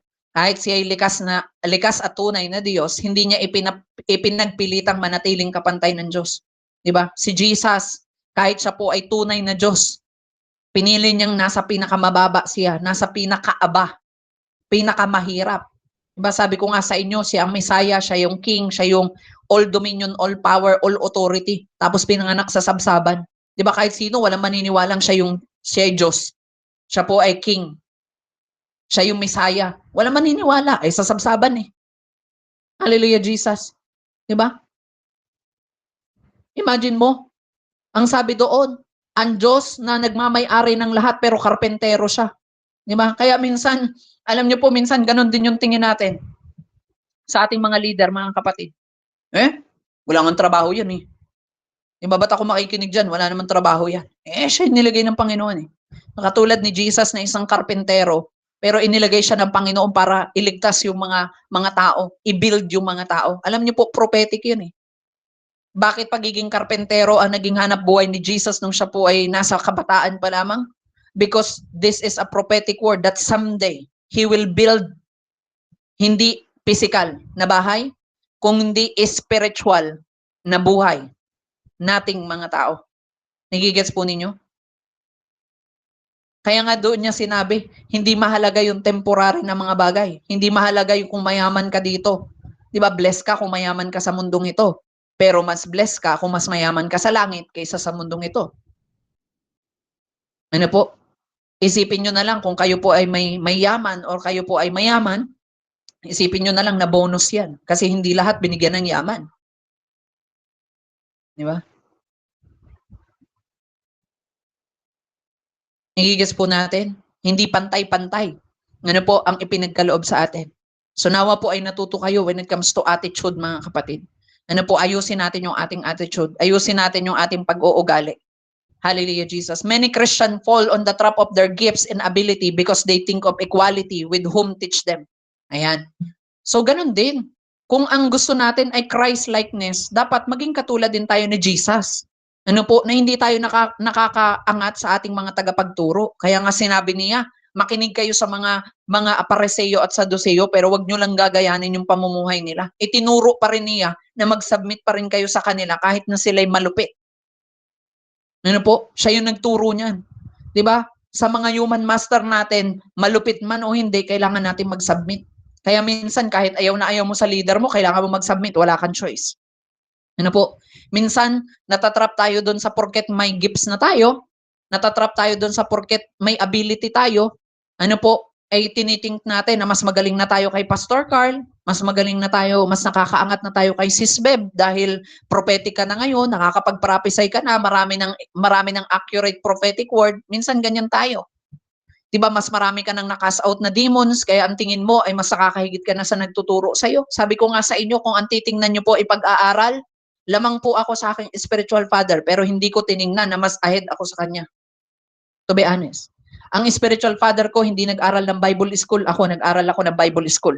Doon pa lang lamang na ako sa kanya. Pero hindi ko yung tiningnan, kapatid. Hindi ko yung tiningnan. Nag-submit pa rin ako sa kanya kahit alam ko na mas may alam na ako kumpara sa kanya, mga kapatid. Kung titingnan natin ay secular na school, mas lamang pa rin po ako sa kanya. Siya ay halos ayaw nang tanggapin. Pasang-awa na lang sa high school. Ako nakapag-aral pa ako ng vocational.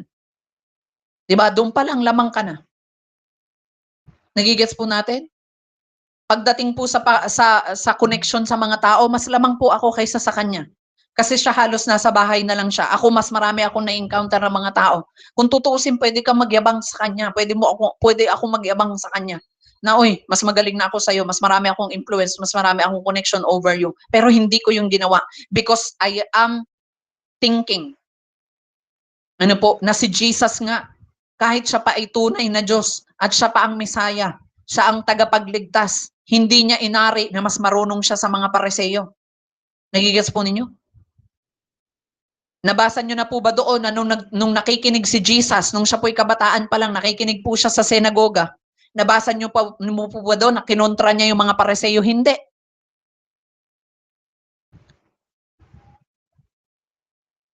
Di ba? Kailan naramdaman ng mga Pariseo na kinukontra siya or parang feeling nila ay kinukontra sila ni Jesus? Nung nagtuturo na si Jesus. Nung siya na, yung nagtuturo. Pero nung time na siya'y nakikinig, nandun lang siya, nakikinig lang siya. Yun yung sinasabi natin minsan na kapag maganda, tanggapin mo. Pag pangit, tanggalin mo. I-filter mo. Di ba? Pag hindi tama yung napakinggan mo, leave it. Kapag makakatulong sa'yo, take it. Ganun lang po yun, mga kapatid. Hindi porket may maling sinabi si pastor ay siya po ay false prophet na or false apostle or false pastor na. Di ba? Baka mamaya pag nakita nyo may pagkakamali sa buhay ko, baka mamaya ay doon nyo na lamang ako tingnan. Hindi naman pala magaling yan si Pastor Carl. Kasi nakita nyo yung plus nyo. Ako na po ang nagsasabi sa inyo. Pare-pareho lang mo tayo. Pwede tayong magkamali bukas, ngayon, mamaya. Anytime. Anywhere. Any moment, any season, any mood, any date, pwede tayong magkamali.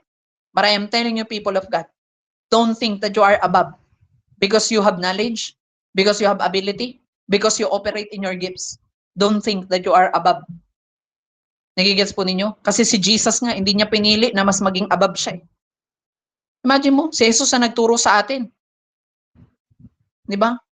Na makinig sa mga Pariseo at mga Saduceo. Ay siya, ginagawa niya yun eh.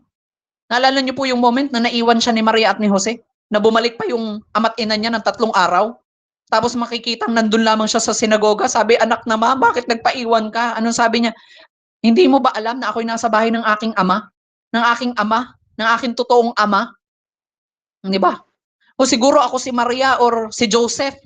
Diyos mio, baka natampal ko tong batang ito. Walang 3 araw na kami naglalakad, 3 araw mo uli kami pinabalik, 6 na araw na kami naglakad papunta pabalik. Tapos nandyan ka lang pala, anak ka ng patola, bakit hindi ka sumama sa amin? Diba? Baka napagsampal ko na yon o napagbalugbugan ko na yon. Nagigets po natin? Hallelujah. Pero iginalang ng ama't ina niya. Even po si Joseph at si Maria, alam nila kung sino si Jesus. Bago pa lang niya i-conceive si Jesus, ni-remind na siya ng mga anghel na ang kanyang ipapanganak ay Messiah, na ang kanyang ipapanganak ay Emmanuel. Kaya hindi siya nagalit. Kasi understood niya yon. Alam niya yon. Na tama yung sinasabi ni Jesus. Eh kung ako si Jose, eh baka nasabi ko sa iyo, aba, walang yakang bata ka, ako ang totoo mong ama. Di ba? Ang ina mo ay si Maria. Tapos sasabihin mo, nandito ka sa bahay ng iyong totoong ama, ay kultukan kaya kita. 6 na araw na kami naglakad. Diba? Pero hindi nila ginawa because they know, they understand, people of God. And that is the purpose of prophetic. That is the purpose of prophecy. Kaya alam nyo, kapag tayo po ay kapag tayo po ay nakita nyo po yung percentage na mas lamang yung attitude natin kaysa dun sa knowledge natin, sa skills natin to prophesy, knowledge to prophesy, makikita nyo po, hindi madidefiled yung inyong prophecy. Hindi madidefiled yung prophetic na meron kayo. Ano po kaya sabi ng Ephesians 6:5-8, slaves, obey your earthly master with respect and fear and with sincerity of heart, just as you would obey Christ. Alam niyo po, itinuturo po ng Ephesians na tayo po ay mag-obey doon sa ating mga earthly master. Ibig sabihin, i-honor, i-respeto natin sila. Alam niyo po, yung mga best prophets na kilala ko is not the prophets of their own visions and dreams, but the prophets of submission. Lahat sila nag-submit. Example ko po sa inyo si Nehemiah. Si Nehemiah, nung binigyan siya ng word ng Panginoon na ayusin niya ang Judah, anong ginawa niya? Pumunta pa rin siya sa king. Pwede naman niyang sabihin, ako ang propeta ngayon. Bakit pumunta siya sa king? Bakit ipinaalam niya? Mahal na hari, ako po'y mawawala ng ilang araw. Kasi ako'y inutusan ng Panginoon na itayo muli ang Judah. Pero anong sabi ng hari? Sige, ina-approve kita. At lahat ng kakailanganin mo sa iyong lalakarin ay ibibigay ko. Meaning blessing. Alam niyo mga kapatid, that is the first thing that you need to understand. Kapag may mga taong nagpa-prophesy or prophetic people na nai-encounter kayo at magpa-prophesy lang sa inyo, una niyong alamin, submitted ba yan? Pag walang pinagsasubmitan yan, huwag kayong maniwala dyan. Hindi totoo yan. Because every unsubmissive people, they are orphan people. Yung mga hindi submissive, orphan yan. Diba? Sabi nga, putok sa buho, walang pinanggalingan, walang lineage yan na pinanggalingan. Diba? Matakot ka. Diba? Baka mamaya, demonyo na yan, na nagaan yung tao lamang para i-deceive ka. Bakit? Wala silang lineage. Si Jesus nga, pinapakilala niya pa, pag nagpapakilala, ako si Jesus, na taga Nazaret, na nagmula sa lipi ni David. Bakit importante yon? Bakit kailangang i-respect yung ating mga nauna? Bakit kailangan i-respect yung fathers natin, yung mga mothers in faith natin? Bakit? Not just to honor them, not just to respect them, but it is God's principle for us. Alam niyo po kung bakit naparusahan si Miriam? Kaya po yung pinakaunang chismosa, hindi si Marites, ha? Modern chismosa yun, si Marites. Ang pinakaunang chismosa, si Miriam. Yun yung totoong pangalan niya. Ano po? Dahil hindi siya nag-o-honor doon sa itinalaga ng Panginoon sa kanya. Tingnan nyo, defiled yung puso niya. To the point na pati si Aaron na hindi dapat mapaparusahan, nadamay pa. Di ba? Kaya dapat yung tatayo doon sa tayo ni Joshua. Dapat yun ay Moses and Aaron. Pero napunta pa kay Joshua. At yun yung patunay na may nauunang nahuhuli at may nahuhuling nauuna. Nauna si Aaron bago pa man si Joshua. Pero si Joshua ang pinili kaysa kay Aaron. Kasi bakit? Defiled. Tinalaga na, inappoint na, pero defiled siya. Pero si Joshua, mas pinili niya yung magpakababa, mas pinili niya yung humility. Di ba? Doon nga niya sinabi na me and my household, we will serve the Lord. Kasi yun yung panahon na lahat ng mga Israelita, sumasamba na sila sa Diyos-Diyosan, siya, nag-stand siya, na siya at ang buong sambahayan niya sa Panginoon lamang sila.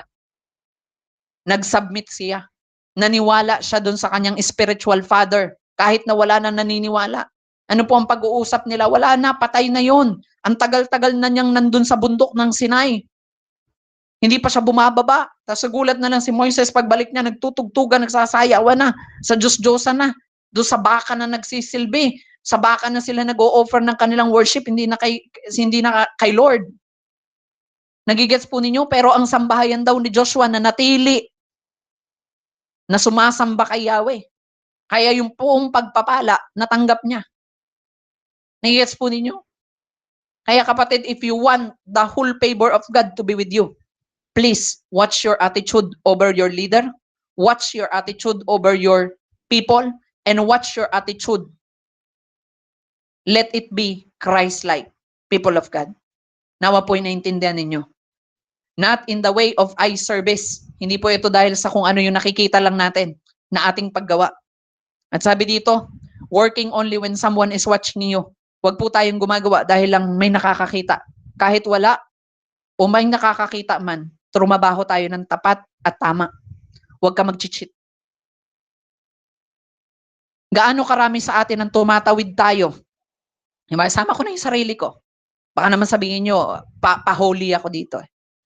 Diba? Gaano karami sa atin ang tumatawid tayo sa pedestrian lane kahit hindi pa naman naka-go? Gaano karami sa atin? O aminin natin yan mga kapatid. Marami sa atin dito, pag late ka na, ay, hindi mo na iintay mag-go yung pedestrian lane pagka kahit naka-red pa yon, basta wala nang sasakyan na daan, tatawid ka. Di ba? O aminin. Di ba? Wag na tayo magtago. Di ba, Pilipinas, ito, sabi nga, no step on the grass, in step pa rin. Di ba, pag sinabing unload, no loading, unloading, doon pa rin nagsakay. Di ba? Hallelujah. Di ba, pag sinabing no parking, may nakapark, ang dami. Hallelujah.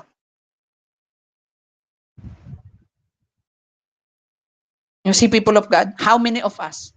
Pero alam nyo po ba, na even po kayo, dapat nakikita man kayo o hindi, dapat po pinapractice ninyo ang sumunod. Alam nyo po dati, sabi ko sa inyo, meron po akong ganyang moment sa sarili ko. Late na ako, te. Hinihintay ko talaga mag-go muna. Hinihintay ko mag-intay na mag-green yung lumalakad na ganun bago ako tumawid. Kahit walang sasakyan dyan. Pinagtitinginan na ako ng mga bakit di ka pa natawid? Naman, wala nang sasakyan. Sabi ko, hindi pa nga nag-go yung yung tao eh. Di ba? Sabi niya sa akin, grabe ka naman, OA mo naman. Di ba? Tara na, tumawid ka na. Sabi ko, hindi ako tatawid. Because how can you follow God if you cannot follow simple or basic rule? Di ba? Kung sa simpleng yon, hindi ka natapat, paano pa kaya kay Lord? Kung sa leader mo, hindi ka natapat, paano pa kaya kay Lord? Kung sa leader mo, palasagot ka na, what if pa sa Panginoon? Kung sa leader mo, you are not obedient, you are not obeying, you are not respecting, how much more in the Lord, people of God? Alam niyo po ba, ang leader natin, praktisan lang natin yan. Diyan natin pinapractice yung ating humility. Diyan natin pinapractice yung ating generosity. Diyan natin pinapractice yung lahat ng natutunan natin. Nagigets po ninyo? Kaya ako, praktisan lang ako dito. Alam niyo yun? Yun ang pinakamasakit. Akala niyo po magandang nasa unahan. Wag niyo nang hangarin. Praktisan lang kami dito, te. Praktisan lang kami dito ng mga totoong sumusunod at hindi sumusunod. Nagigets po ninyo? Pero ang totoo nag-grade sa atin, yun nandun. Yun nandun sa taas. Yung hindi natin nakikita, pero kitang-kita tayo sa lahat ng ating ginagawa. Di ba? Nagigets po ninyo mga kapatid? Kaya kung paano nyo minamahal yung mga leader nyo, ganyan yung minamahal yung Panginoon. Di ba? Kaya alam nyo po mga kapatid, yun yung pinagpapasalamat ko kay Lord. Binigyan niya ako ng mga taga-WTJR, binigyan niya ako ng mga anak, at binigyan niya ako ng mga tao na mahal ako kahit na iba't iba kami ng church. Sobrang blessed ako sa kanila. Because that is the word of God to me. Even nung time na inordain ako ng Panginoon, ang sabi ng Panginoon, those who bless you. Alam niyo po, padalawa na po yun eh. That is prophesied by the prophet before. Pastor Carl, everyone who bless you will be blessed. But everyone who curse you will be cursed. Everyone who accept you will be accepted. But everyone who rejected you will be rejected. Kaya ako, hindi po ako di ba? Hindi ko lang yan sinasabi sa ibang tao kasi ayaw ko nasusunod sila kasi merong prophetic word sa akin na ganun. Ayaw ko nun. Gusto ko sumunod sila ng matapat. Kung ayaw nila sumunod, diwag. Di ba? Kung gusto nilang sumunod, thank you Lord. Pagpalain mo sila, siksik, liglig, nag-uumapaw pa. 10,000 folds sa kanilang mga buhay. At ang mga taga-WTJR magpapatunay sa inyo kung gaano po nila minahal ang kanilang pastor. Ganun din po ang pagmamahal na binigay at binalik sa kanila ni Lord, sobra pa. Kaya mga kapatid sa Prayer Warriors of God Ministry, mahalin nyo ang leader nyo. Diba? Kung naiingayan ka dyan, hayaan mo ng maingay. Diba? Basta mahalin mo. Diba? Isipin mo na lang, challenge yan. Diba? Hallelujah. Diba? Baka kaya binigyan kayo ng maingay na leader kasi mga bingi kayo. Ay, sorry po. Sorry po ha. Sorry. Baka mamaya may masaktan eh. Baka mamaya i-bash na ako dito. Sorry po. Diba? Pero totoo yun. Minsan kaya binibigyan tayo ng maingay na leader kasi bingi tayo, hindi tayo nakikinig. Kaya please lang, listen very carefully. Di ba napatawa na lang yung iba yun, no? Aray ko po naman, sakit naman magsalita ng pastor na ito ngayon. Akala ko ba prophetic to? Bakit binabasag kami? Hallelujah. Ano po? Yun po yung sinasabi ko sa inyo na kahit pa po nakikita tayo o hindi ng ating mga leader, maging tapat tayo. Gawin natin yung ating portion sa Panginoon. Sabi po dito, na but as a slave of Christ doing the will of God from your heart, rendering service with goodwill as to the Lord and not only to men, knowing that whatever good thing each one does, he will receive this back from the Lord, whether he or she is a slave or free. Imagine nyo yung mga kapatid. Kung ano daw po ang ginagawa natin, kay slave ka pa, kay servant ka, malaya ka, di ba? Malaya ka man o hindi ka malaya, lahat ng ginagawa mo, may reward po yun sa Panginoon.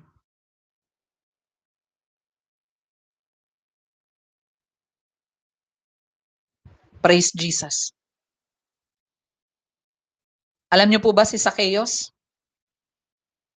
Nung tinanggap siya ng Panginoon, alam niyo po marami sa Bible yung tumanggap sa Panginoon na nasave eh, kahit sila po ay makasalanan. Imagine niyo si Zacchaeus. Pumunta lang naman si Jesus doon sa kanila eh. Nakikain. Imagine mo nakikain lang Hallelujah Jesus. Eh minsan pagka nga pumunta sa inyo si pastor, ayaw niyo pang pakainin eh. Pag pumunta si leader sa inyo, minsan ayaw pa natin pakainin eh. Di ba? Sasabihin pa, pastor, tuyo lang kasi. Okay lang yan, ihain mo. Di ba? Kasi alam niyo yun. Malay mo. Kaya pala pinapunta yung pastor niyo dyan para mapagpala yung bahay ninyo. Eh, di mo pinakain, di ka na pinagpala. Di ba? Hallelujah, Jesus. Di ba? Sorry to say this, pero that is the reality, people of God. Di ba si Zacchaeus nga, isinave siya ng Panginoon eh. Hindi naman pumunta doon si Lord para mag-preach, nakikain.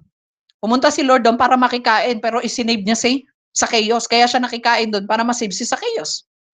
Kilala niyo po ba si Rahab? Yung isang babaeng prostitute na tinulungan yung isinent ng Panginoon na spy, yung dalawang spy na tinulungan niya. Ano nangyari? Tama po, na-save yung buong family niya. Kaya alam niyo mga kapatid, when you accept a man of God or a servant of God in your house, yung true anointed and true servant of God, mga kapatid, pag tinanggap niyo sila sa bahay ninyo, pinakain niyo sila, ang sabi ng Panginoon, kahit nga daw bigyan mo lang sila ng malamig na tubig, ang Panginoon ang may utang sa'yo. At intayin mo yung pagbabalik ng Panginoon sa inyo, ng pagpapala. Hallelujah, Jesus. Kaya, watch our attitude, people of God. Number 2, skills. Ano po? Ito na po yung ikalawang method. Letter S, skills. Alam niyo po ba na ang skills or ang S is equivalent to submission? Ang sino mang skilled people na hindi submitted, pag nawala yung submission, kills ang mangyayari sa inyo. Patay kayo. Kaya skills without submission or in skills, submission matters. If there is no submission, it kills. Alam niyo yun? Kaya alam mo kapatid, yung skills ninyo, kahit gaano pa kayo pinakamagaling, kung wala kayong submission sa itinalaga sa inyo ng Panginoon, it kills you.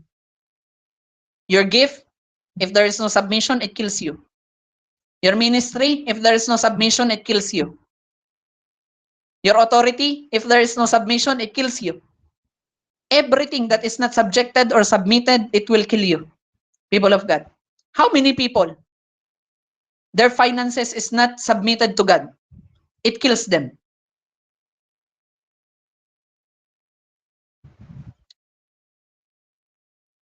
Hope you are learning, people of God. Kaya if you are skilled people, or if you have skills, submit it. People of God. Yun yung sinasabi ng Panginoon, na kahit pa skilled ka, feeling mo mas magaling ka na kay pastor, mag-submit ka pa rin. Kahit parang feeling mo mas magaling ka pa sa leader mo, mag-submit ka pa rin. Because submission is required. God never honor a skilled people without submission. Hindi po ino-honor ng Panginoon ang magaling lang. Ang ino-honor niya, submitted. Nagigets po ninyo? Hindi niya pinili yung marunong na. Kasi yung marunong na, hindi na makikinig. Ang pinili niya yung hindi marunong kasi alam niyang makikinig yun at magsasubmit yun para makinig. Nagigets po ninyo? Are you with me, people of God? Alam niyo po ba kung bakit pinili ng Panginoon si Zacchaeus kahit na marami naman doon pwedeng puntahan? Kasi alam ng Panginoon yung puso ni Zacchaeus na siya ay magaling, siya ay skilled, pero siya ay marunong mag-submit. Di ba? Kaya nga, no word pa lang sa Panginoon, na-realize niya lang sa sarili niya, Lord, patawarin niyo po ako, nagkamali ako. Sige po, bukas na bukas din, Lord. Lahat ng ninakaw ko, ibabalik ko sa kanila ng sobra pa. Triple pa nga, ang sabi ni Zacchaeus. Ibabalik niya pa ng triple pa sa mga niloko niya. Sa mga nagbayad ng buwis na niloko niya, ibabalik niya ng triple pa. That is submission. How many people of you? Diba? How many of you? Tayo ay ilan dito? 26 others plus 2, 4, 6, 8. 26, 27, 28, 29, 30, 31, 32, 33. We are 33 people in this GMIT. How many of you na alam mong skilled ka, magaling ka sa isang larangan, pero isinabmit mo? Many of us, pag nakikita nating skilled tayo, or magaling na tayo sa isang part, ang tingin natin, hindi na natin isasubmit. Natuto ka lamang magturo, hindi ka na nag-submit. Natuto ka lamang mag-prophesy, hindi ka na nag-submit. Natuto ka lamang mag-lead, hindi ka na nag-submit. Natuto ka lang magtayo ng church, hindi ka na nag-submit. Alam niyo po, everything requires submission. Kahit kaming mga pastor, kahit kaming mga founder, importante na kami nagsasubmit sa SEC. Kapag hindi kami nag-submit sa SEC, it kills us. Patay kami sa SEC. Pag hindi kami nag-submit, people of God. That is our governing authority. Pag hindi ka nag-tax, yari ka sa BIR. Nagigets po ninyo? So, every skills requires submission. Kahit yung pinaka-successful, mga kapatid, kahit yung pinaka-successful at pinakamayamang tao, kahit pa yung may-ari ng SM, kapatid, submitted sila sa governing authority, mga kapatid. Nagbabayad yan sila ng tax. Kasi kung hindi sila magbabayad, it will kill them. It will kill their business. It will kill their reputation. It will kill their families. People of God. Are you guys learning?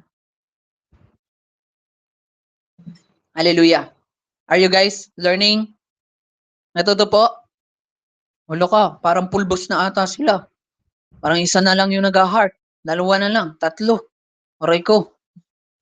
Di ba? Sa 33 na nandito na atin. Di ba? Ano, kaya pa? Tuloy pa natin? O tigil na muna natin to? Kaya pa? Kaya pa daw. May nag-like pa. Sige. God never honor skilled people without submission. Kaya kapatid, kahit gaano ka kagaling, kahit feeling mo mas magaling ka pa sa akin mag-prophesy, submit ka. Kahit pa may pinakamataas kang degree kaysa sa akin, mag-submit ka pa rin. Because God placed leaders on you. God placed authority over you. And you need to submit. Hallelujah. How many people in WTJR, yung edad nila, Diyos ko Lord, doble na ng edad ko, pero they learn how to submit. Diba? Imagine mo, 40 years old tawag sa'yo, Papa. Parang nakakaloko yata yon. Diba? 42 years old, tatawagin ka pa. Diba? Magta-30 pa lang ako next year. Magta-30 pa lang ako next April. Tapos tawag sa'yo, tatay. Tapos yung edad nila, 50 years old, 52, 51. Aray ko. Diba? But they learn. Hindi kasi dahil mas senior sila. May mga taong gano'n. Pag senior ako, hindi, dapat ginagalang mo ako, apo. Dapat humility over seniority. Hindi, humility over seniority, people of God. Honor. Diba? Alam nyo, pagdating po sa Panginoon, walang seniority. Ang meron dito, honor. Ano po?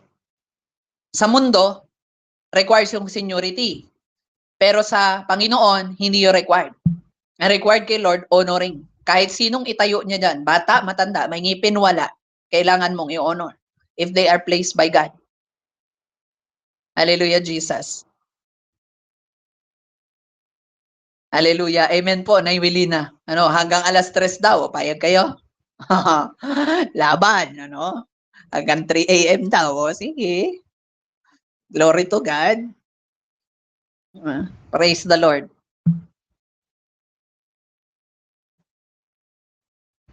Di ba po? Kaya kahit gaano pa tayo kagaling, imagine mo kahit ikaw na ang pinakamagaling na doktor, kailangan mo pa mag-submit sa direktor mo. Pag sinabi niyang hindi, hindi.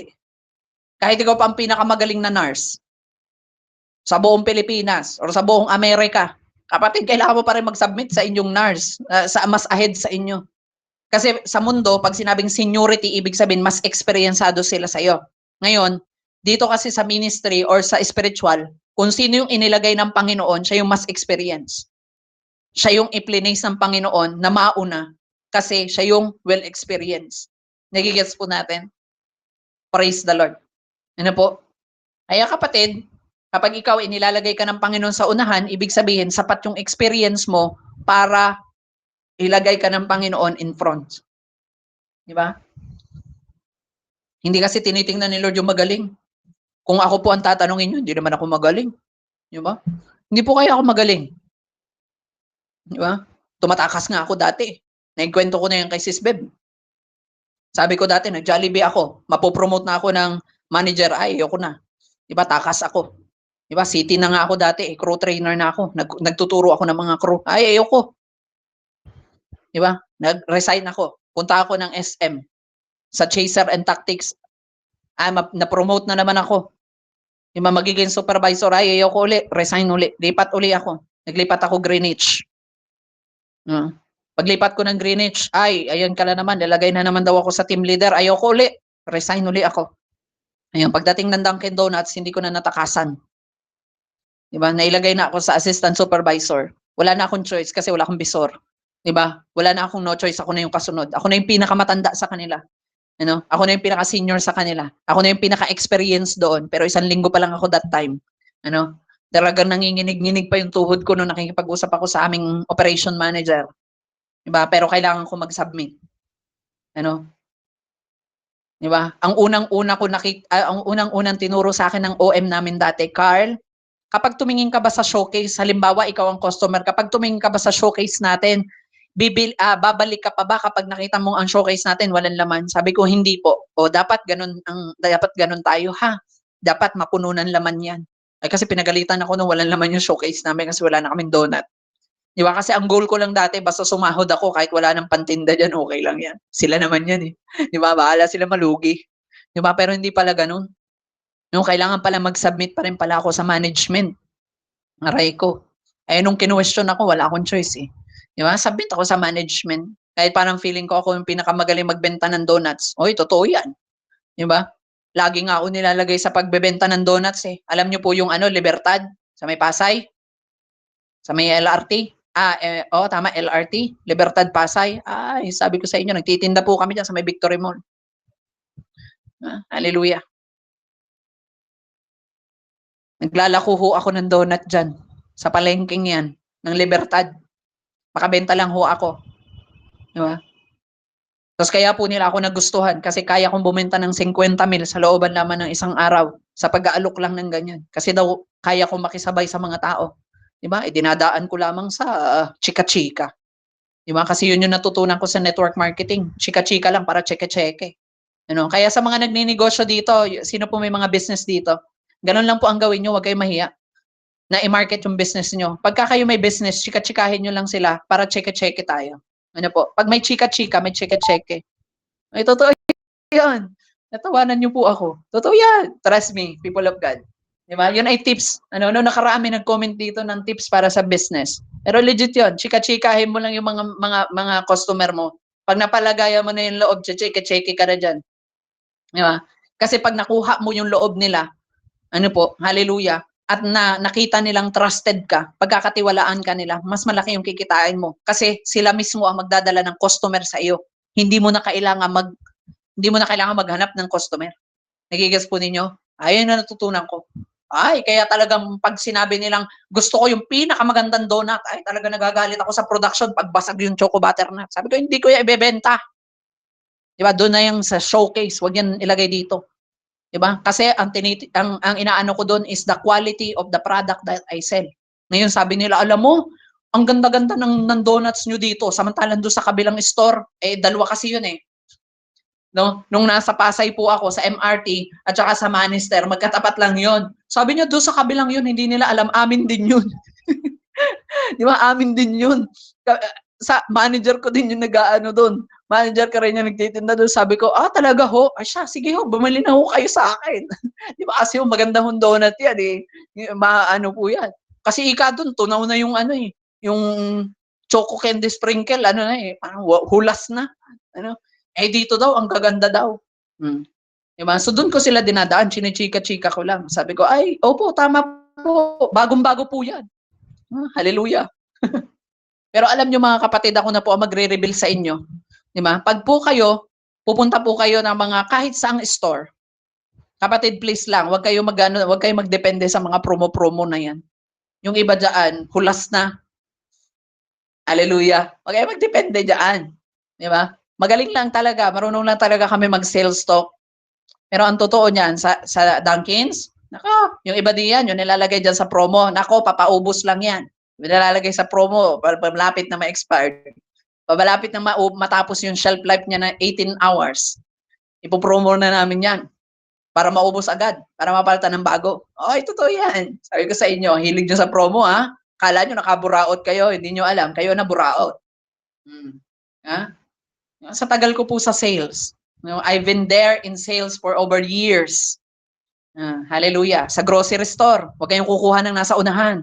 Ang kunin nyo nasa likod. Hallelujah. Pero pinakamabisa doon, kasi sa Pilipinas, alam na nila yan eh. Di ba? Ang ginagawa nila, binabaliktad nila. Sa harap na yung bago, sa likod na yung luma. Kasi kinukuha yung nasa likod. Hallelujah, Jesus.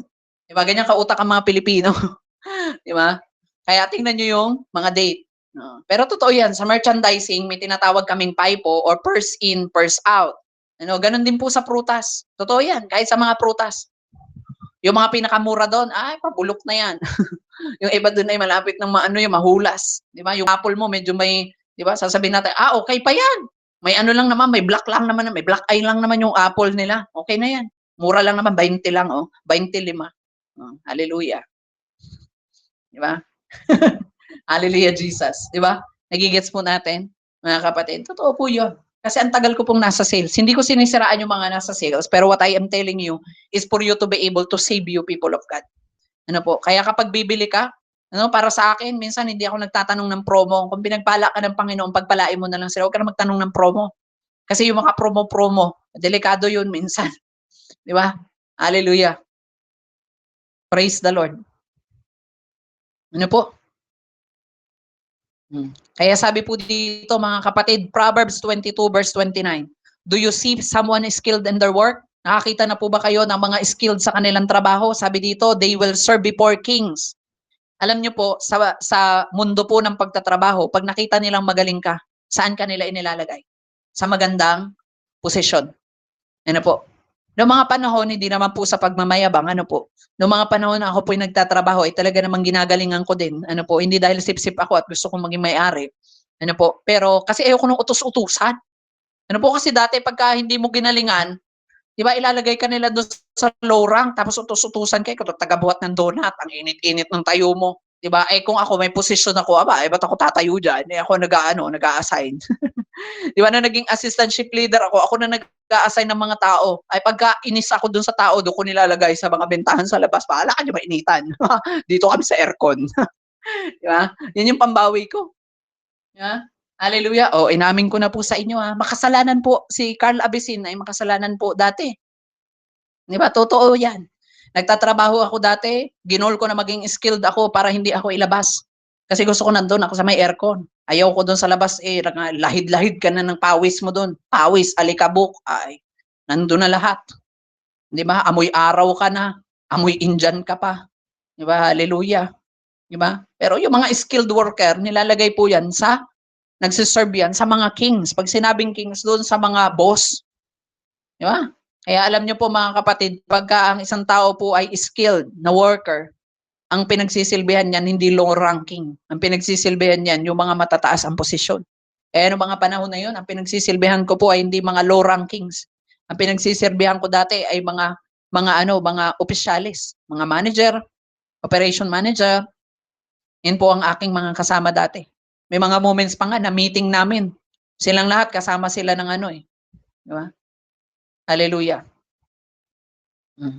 Glory to God. Kaya pansinin niyo po mga kapatid, ano po, kapag ka tayo skilled na sa ating trabaho, kaya po alam niyo yung mga pastor, bakit po sila sa unahan pinapaupo? Kasi sila po ay skilled worker at sila po ay trabahador ng king. Ano po, kaya doon sila pinapaupo sa upuan na with honor. Ano po? Pansinin niyo mga with honor, 'di ba? Sa graduation, saan umuupo yung mga valedictorian, 'di ba?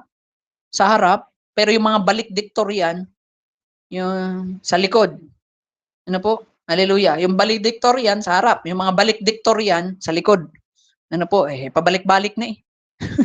Hindi na nakatapos, hindi na nakagraduate, sa likod ka na lang. Di ba? So, ganun din. Sa pagsaserve natin, alam niyo po, kung gusto nyong mauna sa Panginoon or kung gusto nyong unahin kayo ni Lord, katulad nito, ipakita natin yung ating skilled sa Panginoon. Ipakita nyo na kayo po ay skilled worker kay Lord, hindi po sa tao. Kasi kapag nakita ni Lord yun, di ba? Ako nga, naranasan ko yan sa buhay ko. Sabi ko, Lord, pinakita ko lang naman kung ano yung kaya kong gawin or kung sino ako, yung totoong ako. Ano po? O dumating sa point na ako na ang pinag-lead ng Panginoon. Naging founder na ngayon ng WTJR. Samantalang dati, katulad nyo lang din po ako. Sumusunod lang din po ako sa spiritual father ko. Ano po? Ako rin po ay minsan din pong nagsasubmit katulad ninyo. Ngayon ako na po ang pinagsasubmitan. Pero ako po ay nagsasubmit pa rin sa aking mga tatay. Ano po? Sa aking mga pastor. May mga pastor pa rin po ako. Kahit po ako'y reverend na may mas mataas pa po sa akin. No? Lagi po natin yung isipin, kahit anong taas na ng posisyon natin, may mas mataas pa sa atin. Ano po, kung sila'y bishop na, may apostol na. Hallelujah, Jesus. Now, you see people of God. So those skilled worker, ano po, sila po ay nagsiserve doon sa mga king. Kaya kung gusto nyong pagsilbihan ng Panginoon, maging honorable kayo, mag-serve po kayo ng tapat kahit wala nakakakita. Gawin nyo po ang pinaka-the best ninyong kayang gawin, hindi dahil sa tao, kundi sa Panginoon. 1 Corinthians chapter 12 verse 5 to 6, there are different kind of service but the same Lord. Alam niyo po, iba-iba man yung serbisyo na atin pong naibibigay sa Panginoon, pero iisa po ang Panginoon natin pinagsisilbihan. At sabi diyan, there are different kinds of working. Iba't iba rin po yung trabaho natin, pero iisa pa rin po ang ating pinaglilingkuran. But in all of them, in everyone, it is the same God at work. Iisa rin pong Diyos. Di ba? Yung Diyos na nagpala sa akin, yun din yung Diyos na sumagot sa'yo. Yung Diyos na nag-save sa akin, yun din yung Diyos na pinaglilingkuran mo. Di ba? Hallelujah, Jesus. Kaya kapatid, huwag natin tingnan. Di ba? Baka minsan akala natin, ala, kaya naman pastor na yun si Pastor Carl kasi favorite siya ni Lord. Bakit ako usher lang? Siguro hindi ako favorite ni Lord. Ay, hindi. Different works tayo, pero lahat tayo ay pantay-pantay sa Panginoon. Ano po? Iba't ibang kinds lamang ng service ang nais ni Lord na gampanan natin. Di ba? Kung nakikita ng Panginoon na mas magaling ka mag-usher kaysa magturo, piliin mo na yung the best. Mag-usher ka na lang. Ano po? Hallelujah, Jesus. Kasi sabi ng Panginoon, for I desire mercy, not sacrifice and acknowledgement of God, rather than burnt offering. Alam niyo po ba, na ang tinitingnan ng Panginoon is hindi naman po yung kaya mong gawin. Ano po? Hallelujah. Hindi naman po mahalaga yung sakripisyo natin. Ang mahalaga yung acknowledgement ni Lord. Diba sabi ko nga, ang mga taga-WTJR, we are nameless and faceless. But we are famous in the Lord. Yan po ang aming motto sa buhay. Hindi man po kilala ang WTJR, yung pag nakasalubong mo, kilala mo yung WTJR? Hindi. Diba? Because we are nameless, we are faceless. Hindi kami ganong kakilalang church. Pero ang gusto namin, pag tumayo kami sa pulpit, acknowledge kami ni Lord. Na pag kami nag-utos sa demons, demons will tremble and fall. Demons will flee. Nagigets po natin? Hindi man po kami kilala. Hindi man po kami, we are nameless, wala man kaming pangalan. We are faceless, wala man kaming muka. Ano po, hindi nyo makikita sa newspaper itong mukhang ito. Hindi nyo makikita yan na sikat sa YouTube or sikat sa Facebook, yung mukhang to. Ano po, pero mas gusto ko po yung sikat ako kay Lord. Yung kilala ni Lord, yung pangalan ko, para pag nag-ask ako sa Kanya, ma-acknowledge ako ng Panginoon. Hallelujah, Jesus. Ano po? Kaya number 3, knowledge. Ano po? Ikatlo, ano po? Una, attitude. Ikalawa, skills. At pangatlo, knowledge. Ano po? That is the AS method of prophecy. Ano po? Hindi pwedeng ikaw ay prophetic pero wala kang knowledge. Diba? Yun nga po ang sinasabi ko. Maraming mga tao, even sa deliverance, maraming mga tao gusto nila maging deliverance minister, pero pag pagtuturuan mo sila about deliverance, ayaw nila. Kasi akala nila, Ang kanila lang sasabihin, in the mighty name of Jesus, come out in Jesus' name. Eh, wala kang ganun. Di ba? Naalala niyo po yung seven son of Sceva? Ginaya-gaya lang nila. Inuutusan kita, demonyo ka. Inuutusan kita sa pangalan ng Jesus na sinasamba ni Pablo. Umalis ka dyan, labas, layas. Ayun, pinagkalmot-kalmot sila. Ang sabi doon, hubot-hubad silang umuwi at duguan. No, naked and bleeding. Bakit? Because Paul and Peter and the other disciples or apostle, they are acknowledged by God. They don't just sacrifice, but they are acknowledged by Him. Are you with me, people of God? Ngayon mga kapatid, you need to learn this method. Kung gusto mo maging prophetic, mas lalo ka pang mag-aral. Mas lalo ka pang magpaka-humble na aralin itong prophecy or aralin yung prophetic. What I share to you is the method na even ikaw, kahit nasa malayo ka, kaya nyo pong gawin ito. May a-apply nyo po sa inyong sarili. Check natin yung attitude natin, check natin yung skills natin, and then afterwards, check natin yung knowledge natin. Yung knowledge ko ba ay kaya nang mag-perform nito o hindi pa? Kung kulang pa yung knowledge mo para magawa mo ito or para makapag-proceed ka sa next step, then make yourself knowledgeable. Make yourself knowledgeable. Hallelujah. So glory to God. Alam ko, tapos na yan. Praise Jesus. So let us pray. Hallelujah, Jesus.